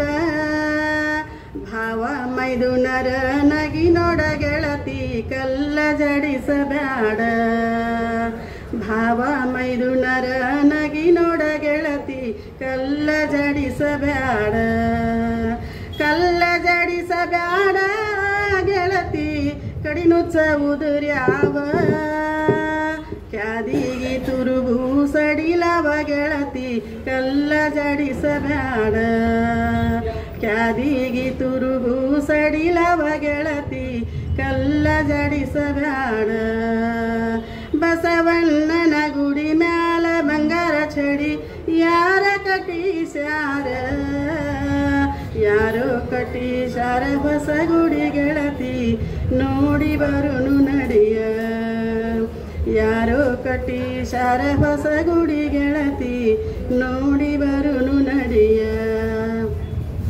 ಬಸವಣ್ಣನ ನಿನಗ ನೋಡೋ ಹಸನಾಗಿ ನೆನದೇನ, ಬಸವಣ್ಣನ ನಿನಗ ನೋಡೋ ಹಸನಾಗಿ ನೆನದೇನ. ಹಸರಗಲಿ ಪಾಫಲಸೇನ ಬಸವಣ್ಣ ಕುಶಲದಿ ಮತಿಯ ಕೊಡು ನಮಗ, ಕುಶಲದಿ ಮತಿಯ ಕೊಡು ನಮಗ. ಕರ್ರಣ್ಣ ಕರಿ ಬಸವ ಗೆಳತಿ ಕಡಿಲೆ ಬರದಂಗ, ಕರ್ರಣ್ಣ ಕರಿ ಬಸವ ಗೆಳತಿ ಕಡಿಲೆ ಬರದಂಗ. ಮಂಡಿಗಾಲೂರಿ ಮಲಗ್ಯಾನ ನಂ ಬಸವ ಸಡಗರ ನೋಡಾಕ ಶಿವ ಬಂದ, ಸಡಗರ ನೋಡಾಕ ಶಿವ ಬಂದ. ಬಸವಣ್ಣನ ಗುಡಿ ಮ್ಯಾಲ ಬಂಗಾರ ಚಡಿ ಯಾರ ಕಟೀಶಾರ, ಯಾರ ಕಟೀಶಾರ ಹೊಸ ಗುಡಿ ಗೆಳತಿ ನೋಡಿ ಬರುನು ನಡಿಯ. ಯಾರ ಕಟೀಶಾರ ಹೊಸ ಗುಡಿ ಗೆಳತಿ ನೋಡಿ ಬರುನು ನಡಿಯ, ನೋಡಿ ಬರುನು ನಡಿಯ. ಶಿನಾಳ ಶರೀಫದು ಎಂಥ ಭಕ್ತಿವಂತಳಿಕೆ ಕುಂಬಾರಕಿ ಅನ್ನುವಂಥ ಒಂದು ಹಾಡನ್ನ. ಎಂಥ ಭಕ್ತಿವಂತಳಿಕೆ ಕುಂಬಾರಕಿ, ಬ್ರಹ್ಮಾಂಡವೆಲ್ಲ ತುಂಬಿಕೊಂಡ ಕುಂಬಾರಕಿ. ಎಂಥ ಭಕ್ತಿವಂತಳಿಕೆ ಕುಂಬಾರಕಿ. ಚಿನ್ನ ಎಂಬುವ ಮಣ್ಣನ್ನು ತಂದು ತನು ಎಂಬುವ ನೀರನ್ನು ಹಾಕಿ, ಚಿನ್ನ ಎಂಬುವ ಮಣ್ಣನ್ನು ತಂದು ತನು ಎಂಬುವ ನೀರನ್ನು ಹಾಕಿ, ಮನ ಎಂಬುವ ಹುದಲನ್ನು ಕಲಿಸಿ, ಮನ ಎಂಬುವ ಹುದಲನ್ನು ಕಲಿಸಿ, ಗುಣ ಎಂಬುದನ್ನು ಸೋಸುವಾಕಿ. ಎಂಥ ಭಕ್ತಿವಂತಳಿಕೆ ಕುಂಬಾರಕಿ, ಬ್ರಹ್ಮಾಂಡವೆಲ್ಲ ತುಂಬಿಕೊಂಡ ಕುಂಬಾರಕಿ. ಎಂಥ ಭಕ್ತಿವಂತಳಿಕೆ ಕುಂಬಾರಕಿ. ಸತ್ಯ ಎಂಬುವ ತಿಗರಿಯ ಮಾಡಿ ಧ್ಯಾನ ಎಂಬುವ ಬಡಗಿಯ ಊರಿ, ಸತ್ಯ ಎಂಬುವ ತಿಗರಿಯ ಮಾಡಿ ಧ್ಯಾನ ಎಂಬುವ ಬಡಗಿಯ ಊರು. 360 ತಿರುವನ್ನು ಸುತ್ತಿ, 360 ತಿರುವನ್ನು ಸುತ್ತಿ ಗಡಗಿಯ ತಯಾರು ಮಾಡುವಾಕಿ. ಎಂಥ ಭಕ್ತಿವಂತಳಿಕೆ ಕುಂಬಾರಕಿ, ಬ್ರಹ್ಮಾಂಡವೆಲ್ಲ ತುಂಬಿಕೊಂಡ ಕುಂಬಾರಕಿ. ಎಂಥ ಭಕ್ತಿವಂತಳಿಕೆ ಕುಂಬಾರಕಿ. ಆಚಾರ ಎಂಬುವ ಆವಿಗೆ ಮುಚ್ಚಿ ಅರಿವು ಎಂಬುವ ಬೆಂಕಿಯ ಹಾಕಿ ಆಚಾರ ಎಂಬುವ ಆವಿಗೆ ಮುಚ್ಚಿ ಅರಿವು ಎಂಬುವ ಬೆಂಕಿಯ ಹಾಕಿ ಸತ್ಯ ಶರಣರು ಕೊಳ್ಳುವಂಗ ಸತ್ಯ ಶರಣರು ಕೊಳ್ಳುವಂಗ ಸಂತಿಗೆ ಹೋಗಿ ಮಾರುವಾಕಿ ಎಂಥ ಭಕ್ತಿವಂತಳಿಕೆ ಕುಂಬಾರಕಿ ಬ್ರಹ್ಮಾಂಡವೆಲ್ಲ ತುಂಬಿಕೊಂಡ ಕುಂಬಾರಕಿ ಎಂಥ ಭಕ್ತಿವಂತಳಿಕೆ ಕುಂಬಾರಕಿ 3 ಕಾಸಿಗೊಂದು ಕುಡಿಕೆಯ ಮಾಡಿ 6 ಕಾಸಿಗೊಂದು ಗಡಿಗೆಯ ಮಾಡಿ 3 ಕಾಸಿಗೊಂದು ಕುಡಿಕೆಯ ಮಾಡಿ 6 ಕಾಸಿಗೊಂದು ಗಡಿಗೆಯ ಮಾಡಿ ಧರೆಯಳು ಮೆರೆಯುವ ಶಿಶುನಾಳದೀಶನ ಧರೆಯಳು ಮೆರೆಯುವ ಶಿಶುನಾಳದೀಶನ ಧ್ಯಾನದ ಮಹಿಮೆಯ ತಿಳಿಸುವಾಕಿ ಎಂಥ ಭಕ್ತಿವಂತಳಿಕೆ ಕುಂಬಾರಕಿ ಬ್ರಹ್ಮಾಂಡವೆಲ್ಲ ತುಂಬಿಕೊಂಡ ಕುಂಬಾರಕಿ ಎಂಥ ಭಕ್ತಿವಂತಳಿಕೆ ಕುಂಬಾರಕಿ. ಧನ್ಯವಾದ. ಹಕ್ಕಿ ಹಾರತಾವ ಹಾರಿ ನಲಿಯತಾವ ಹಾರಿ ನಲಿಯತಾವ ಹಕ್ಕಿ ಹಾರತಾವ ಮುಗಿಲಾಗ ತೇಲತಾವ ಮನಸಾರಿ ನಲಿಯತಾವ ಮುಗಿಲಾಗ ತೇಲತಾವ ಮನಸಾರಿ ನಲಿಯತಾವ ಮೈ ಮರೆತು ಅಲೆಯತಾವ ತಂಗಾಳಿ ಸವಿಯತಾವ ಮೈ ಮರೆತು ಅಲೆಯತಾವ ತಂಗಾಳಿ ಸವಿಯತಾವ ಹಕ್ಕಿ ಹಾರತಾವ ಬಿಳಿ ಮೋಡ ತೇಲುತ್ತಿರುವ ಸುಳಿಗಾಳಿ ಕೆದಕುತ್ತಿರುವ ಬಿಳಿ ಮೋಡ ತೇಲುತ್ತಿರುವ ಸುಳಿಗಾಳಿ ಕೆದಕುತ್ತಿರುವ ಅದರಾಗ ತೇಲಿ ಬರುವ ಹೊಸ ಹಾಡು ಹರುಷ ತರುವ ಅದರಾಗ ತೇಲಿ ಬರುವ ಹೊಸ ಹಾಡು ಹರುಷ ತರುವ ಹಕ್ಕಿ ಹಾರತಾವ ಹಕ್ಕಿಯಾಗಿ ಬಾಳಬೇಕ ಹಗುರಾಗಿ ತೇಲಬೇಕ ಹಕ್ಕಿಯಾಗಿ ಬಾಳಬೇಕ ಹಗುರಾಗಿ ತೇಲಬೇಕ ಮೈ ಮರೆತು ಹಾಡಬೇಕ ಜನ ಹೌದೌದೆನ್ನಬೇಕ ಮೈ ಮರೆತು ಹಾಡಬೇಕ ಜನ ಹೌದೌದೆನ್ನಬೇಕ ಹಕ್ಕಿ ಹಾರತಾವ ಹಾರಿ ನಲಿಯತಾವ ಹಾರಿ ನಲಿಯತಾವ ಹಕ್ಕಿ ಹಾರತಾವ. ನಮ್ಮ ಸಂಘದಲ್ಲಿ ನಡೀತಾ ಇರೋದು ಭಾಳಷ್ಟು ನಮಗೆಲ್ಲ ಹೆಮ್ಮೆ. ಯಾಕಂದರೆ ಸುನಂದ ಬೆನ್ನೂರು ಅವರು ನಮ್ಮ ಸಂಘದ ಮಹಿಳಾ ವಿಭಾಗದ ರಾಜ್ಯಾಧ್ಯಕ್ಷರಾಗಿ ಹಲವಾರು ಕಾರ್ಯಕ್ರಮಗಳನ್ನು ಕೊಟ್ಟಿದ್ದಾರೆ ಮತ್ತು ಅವರಿಗೆ ತಮಿಳುನಾಡು ಯೂನಿವರ್ಸಿಟಿಯಿಂದ ಲೈಫ್ ಲಾಂಗ್ ಅಚೀವ್ಮೆಂಟ್ ಅಂತ ತಿಳ್ಕೊಂಡು ಗೌರವ ಡಾಕ್ಟರೇಟ್ ಪ್ರಶಸ್ತಿಯನ್ನು ಕೂಡ ಕೊಟ್ಟಿದ್ದಾರೆ. ಅವರು ಸ್ವತಃ ಸಾಹಿತಿಗಳು, ಲೇಖಕರು, ಕ್ರೀಡಾಪಟುಗಳು, ಡಾನ್ಸರು ಮತ್ತು ವಾಕ್ಚಾತುರ್ಯದಂಥವು ವಿದ್ಯಾರ್ಥಿಗಳ ಸಂರಕ್ಷಕರು. ಹೀಗೆ ಹಲವಾರು ವಿವಿಧ ಕ್ಷೇತ್ರಗಳಲ್ಲಿ ತಮ್ಮನ್ನೇ ತೊಡಗಿಸಿಕೊಂಡು ಇಲ್ಲಿವರೆಗೆ ನಮ್ಮ ಜೊತೆಯಾಗಿ ನಮ್ಮ ಸಂಘದಲ್ಲಿ ಇಲ್ಲಿವರೆಗೆ 1,30,30,000 ಜನ ಮೆಂಬರ್ಸ್ ಇದ್ದಾರೆ ನಮ್ಮ ಹಿರಿಯ ನಾಗರಿಕರ ಸಂಘದಲ್ಲಿ. ಇದರಲ್ಲಿ 28,000 ಜನ ಮಹಿಳೆಯರಿದ್ದಾರೆ. ಈ ಮಹಿಳಾ ಸಂಘದ ವಿಭಾಗದ ಮುಖ್ಯಸ್ಥರಾಗಿ ಅವರು ಭಾಳ ಚೆನ್ನಾಗಿ ಕಾರ್ಯವನ್ನು ಮಾಡ್ತಾ ಇದ್ದಾರೆ. ನಾವು ಇಲ್ಲಿ ಅವರ ಸೇವೆ ನೋಡ್ಬೇಕಂದ್ರೆ ಪ್ರತಿ ದಿವಸ ಬಹುಶಃ ನೌಕರದಾರ ಪಗಾರ ಕೊಟ್ಟವ್ರು ಬರೋದಿಲ್ಲ, ಆದರೆ ಅಷ್ಟೊಂದು ಪ್ರಾಂಪ್ಟಾಗಿ ಬಂದು ಮುಂಜಾನೆ 12 ಗಂಟೆಯಿಂದ ಸಾಯಂಕಾಲ 6-7 ಗಂಟೆ ತನಕ ಇಲ್ಲಿ ಸೇವೆಯನ್ನು ಸಲ್ಲಿಸ್ತಾ ಇದ್ದಾರೆ. ಅವ್ರದ್ದು ಇವತ್ತು ಹುಟ್ಟು ಹಬ್ಬ ಇದೆ. ಅದಕ್ಕೆ ನಾನು ಮೊದಲನೇದಾಗಿ ಕನ್ನಡ ಸಾಹಿತ್ಯ ಪರಿಷತ್ತು ಮತ್ತು ನಮ್ಮ ಸಂಘದ ಪರವಾಗಿ ಅವರಿಗೆ ಹಾರ್ದಿಕ ಶುಭಾಶಯಗಳನ್ನು ಕೋರ್ತಾ ಇದ್ದೇನೆ. ನಮ್ಮ ಒಂದು ಸಂಘದ ಒಂದು ಸಂಪ್ರದಾಯ ಅಂತಂದ್ರೆ ಪ್ರತಿ ತಿಂಗಳು ನಮ್ಮದು 2 ರೆಗ್ಯುಲರ್ ಆಗಿ ಮೀಟಿಂಗ್ ಆಗ್ತವೆ. ಒಂದು ಪ್ರತಿ ತಿಂಗಳು 1ನೇ ತಾರೀಕು executive meeting state level, district taluk ಎಲ್ಲ ಹೋಬಳಿ ಮಟ್ಟದ ಎಲ್ಲ ಪದಾಧಿಕಾರಿಗಳು ಬರ್ತಾರೆ. ಹಲವಾರು ಹಿರಿಯ ನಾಗರಿಕರು, ನಿವೃತ್ತ ನೌಕರ ಅನೇಕ ಸಮಸ್ಯೆಗಳನ್ನು ಚರ್ಚೆ ಮಾಡಿ ಕಾರ್ಯಗತ ಮಾಡೋಕ್ಕೆ, ಹೋರಾಟ ಮಾಡೋಕ್ಕೆ ಚಿಂತನೆಯನ್ನು ನಡೆಸ್ತಕ್ಕಂಥ ಸಭೆ 1ನೇ ತಾರೀಕು. ಇನ್ನೊಂದು ಪ್ರತಿ ತಿಂಗಳು 3ನೇ ಶನಿವಾರ ಮಧ್ಯಾಹ್ನ 2ರಿಂದ ಸಾಯಂಕಾಲ 6 ಗಂಟೆ ತನಕ ಇದು ಓಪನ್ ಮೀಟಿಂಗ್. ಓಪನ್ ಮೀಟಿಂಗ್ ಅಂದರೆ ಸಂಘದ ಯಾವುದೇ ಸದಸ್ಯ ಯಾವುದೇ ಸಮಸ್ಯೆಯನ್ನು ಕೇಳಬಹುದು ಇಲ್ಲಿ ಬಂದು ವೇದಿಕೆ ಮೇಲೆ.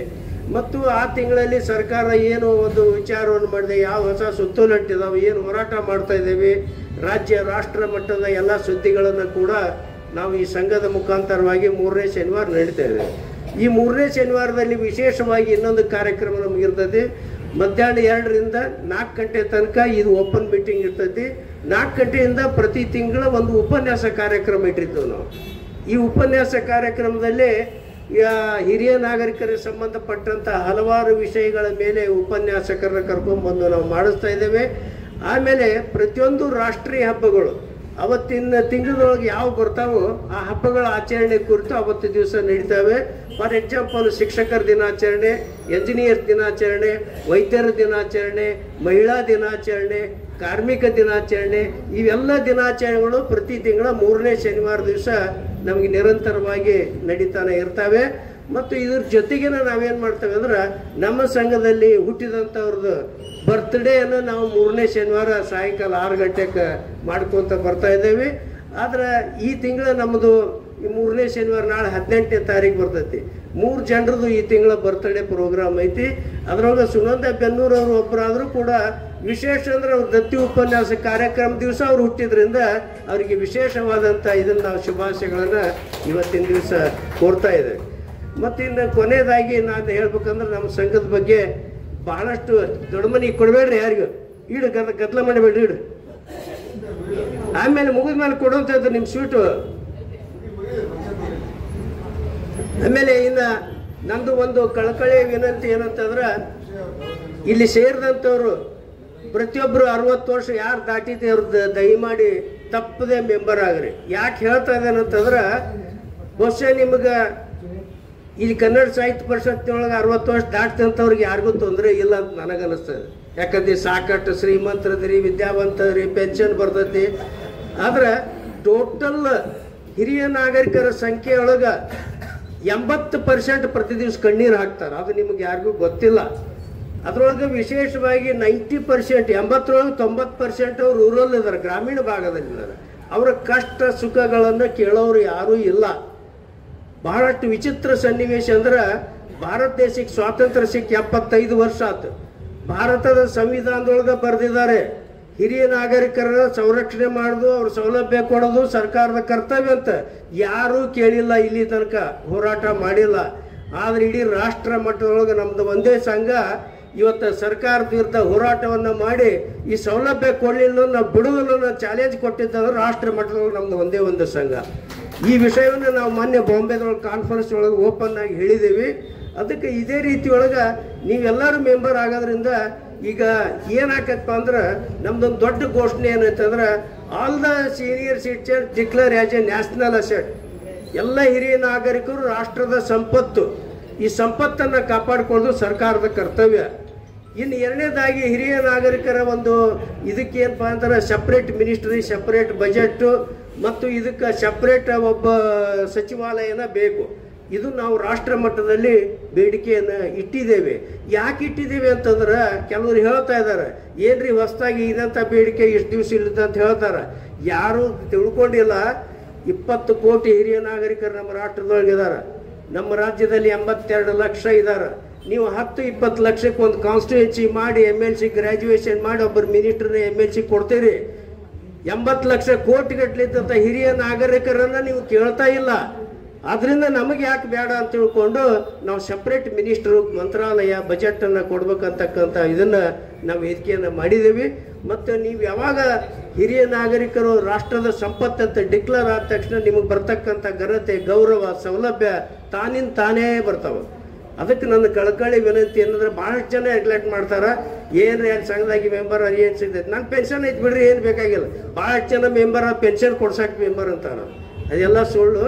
ಅದಕ್ಕೆ ದಯಮಾಡಿ ನಾನು ಹೇಳೋದಂತಂದ್ರೆ, ಲಿಂಗರಾಜ್ ಅಂಗಡಿಯವರು ನಮ್ಮ ಸಂಘದ ಉಪಾಧ್ಯಕ್ಷರು. ಅವ್ರು ರಿಟೈರ್ ಆಗಿತ್ತು ಒಂದು ತಿಂಗಳು ಮೊದಲ ಬಂದು ಕ್ಯೂ ಹಚ್ಚಿ ಮೆಂಬರ್ ಆಗಿ ಇಲ್ಲಿ ಬಂದಿದ್ರಿಂದ ಅವ್ರು ಇವತ್ತು ಉಪಾಧ್ಯಕ್ಷರಾಗಿದ್ದಾರೆ. ಹೀಗೆ ನಮ್ಮ ಎಲ್ಲ ಫೀಲ್ಡು ಈಗ ತಾನೇ ಇಲ್ಲಿ ಬಂದಂಥವ್ರು ಬ್ಯಾಂಕ್ ಆಫೀಸರ್ ಇಬ್ಬರು ಹೊರಗೆ ನನಗೆ ಕೇಳಿದ್ರು ನಮ್ಮ ಮೆಂಬರ್ ಮಾಡ್ಕೊಳಕ್ಕೆ ಬರ್ತೈತೇನ್ರಿ ಅಂತ.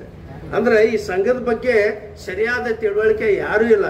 60 ವರ್ಷ ದಾಟಂತ ಪ್ರತಿಯೊಬ್ಬ ಪ್ರಜೆ, ಸರ್ಕಾರಿ ನೌಕರದಾರಲಿ, ಅರೆ ಸರ್ಕಾರಿ ನೌಕರಿ, ಕೂಲಿಕಾರ ಇರಲಿ, ಈ ಸಂಘದ ಸದಸ್ಯತ್ವ ಪಡೆಯಕ್ಕೆ ಅರ್ಹತೆಯನ್ನು ಪಡ್ಕೊಂಡಿದ್ದಾರೆ. ಆಮೇಲೆ ನಮ್ಮ ಸಂಘದ ಒಂದು ವೈಶಿಷ್ಟ್ಯ ಏನಂತಂದ್ರೆ ಒಂದು side retired IAS officer group D ತನಕ ಮೆಂಬರ್ ಇದ್ದಾರೆ, ಇನ್ನೊಂದು ಸೈಡ್ XMLA ಮಿನಿಟ್ರಿಂದ ಹಿಡ್ಕೊಂಡು ಕೂಲಿ ಮಾಡೋರು ತೆಗಿವಿ. ಎರಡು ಜಾಯಿಂಟ್ ಇರೋದ್ರಿಂದ ನಾವು ರಾಜಕೀಯವಾಗಿ ಭಾಳಷ್ಟು ಹೋರಾಟಕ್ಕೆ ಒಂದು ಬೆಂಬಲ ಸಿಗ್ತಾ ಇದೆ.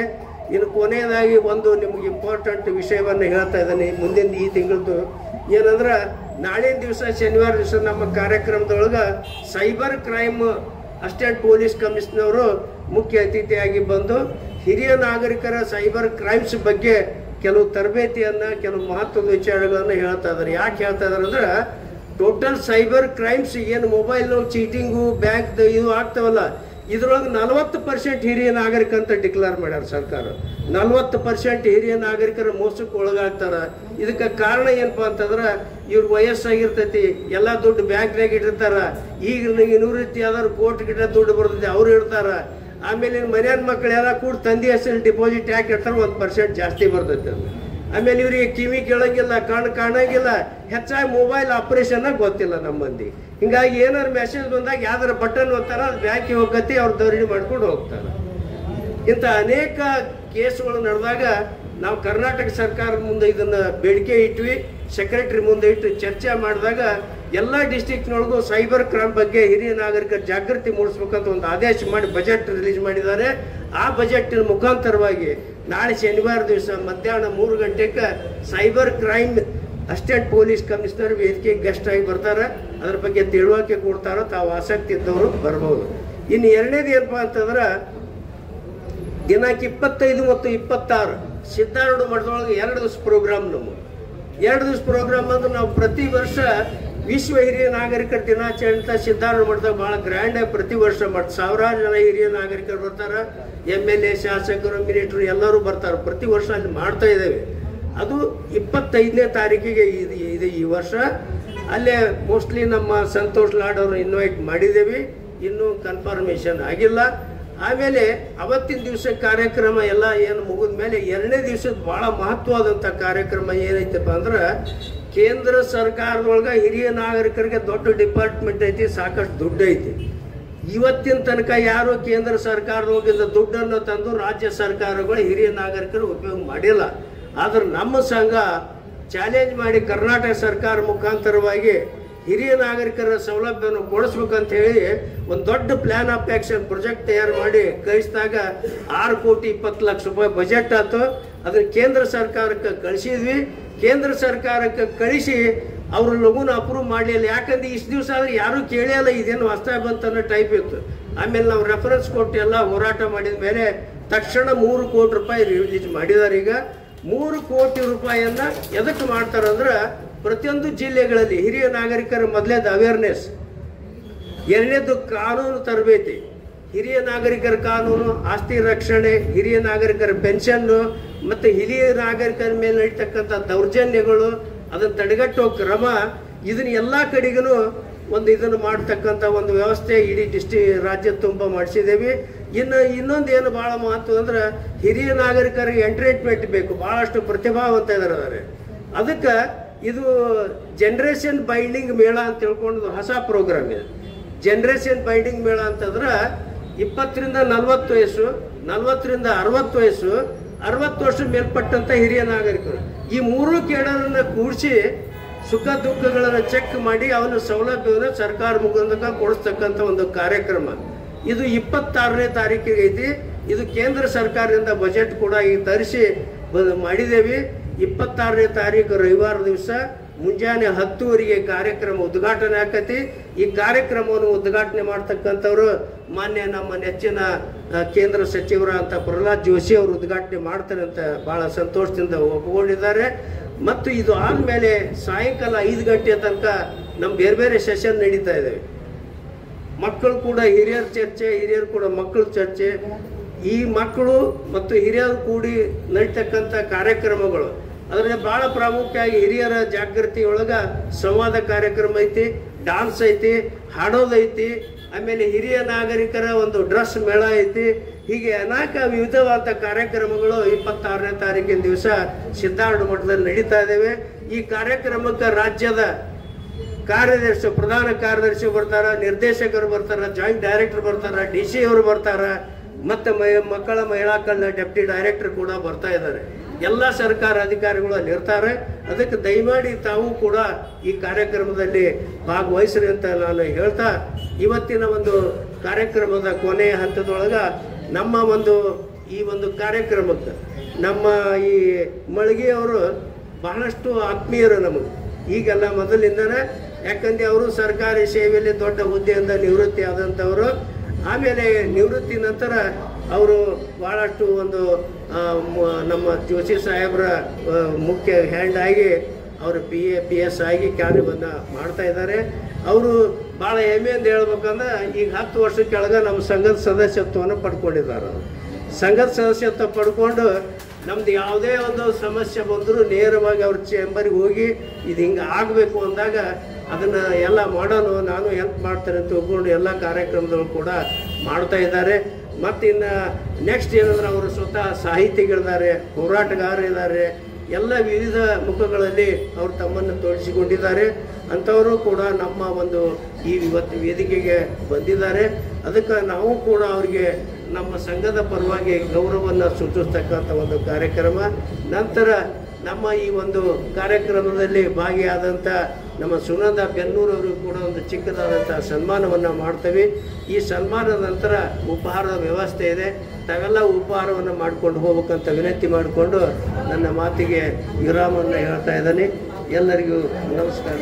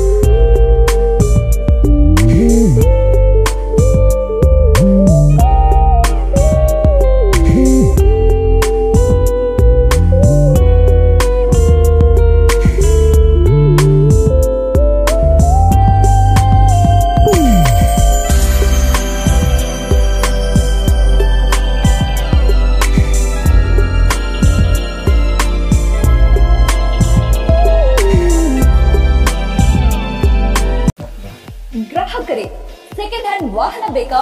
ಕಾರ್ ಮತ್ತು ಬೈಕ್ ಬೇಕಾದರೆ ನ್ಯಾಷನಲ್ ಆಟೋ ಕನ್ಸಲ್ಟೆಂಟ್ಗೆ ಭೇಟಿ ನೀಡಿ. ಇಲ್ಲಿ ಎಲ್ಲ ತರಹದ ಸೆಕೆಂಡ್ ಹ್ಯಾಂಡ್ ಬೈಕ್ ಮತ್ತು ಕಾರುಗಳು ಸಿಗುತ್ತದೆ. ವಿಶೇಷವೇನೆಂದರೆ ಲೋನ್ ಮೂಲಕ ವಾಹನ ಖರೀದಿ ಮಾಡಬಹುದು. ನೀವು ಭೇಟಿ ನೀಡಬೇಕಾದ ಸ್ಥಳ old DSP circle, BSL office near KC park, Dharwad. Mobile ಸಂಖ್ಯೆ 7348821313 9008447288. ಈ ನಂಬರ್ಗೆ ಹೆಚ್ಚಿನ ಮಾಹಿತಿಗಾಗಿ ಸಂಪರ್ಕಿಸಬಹುದು.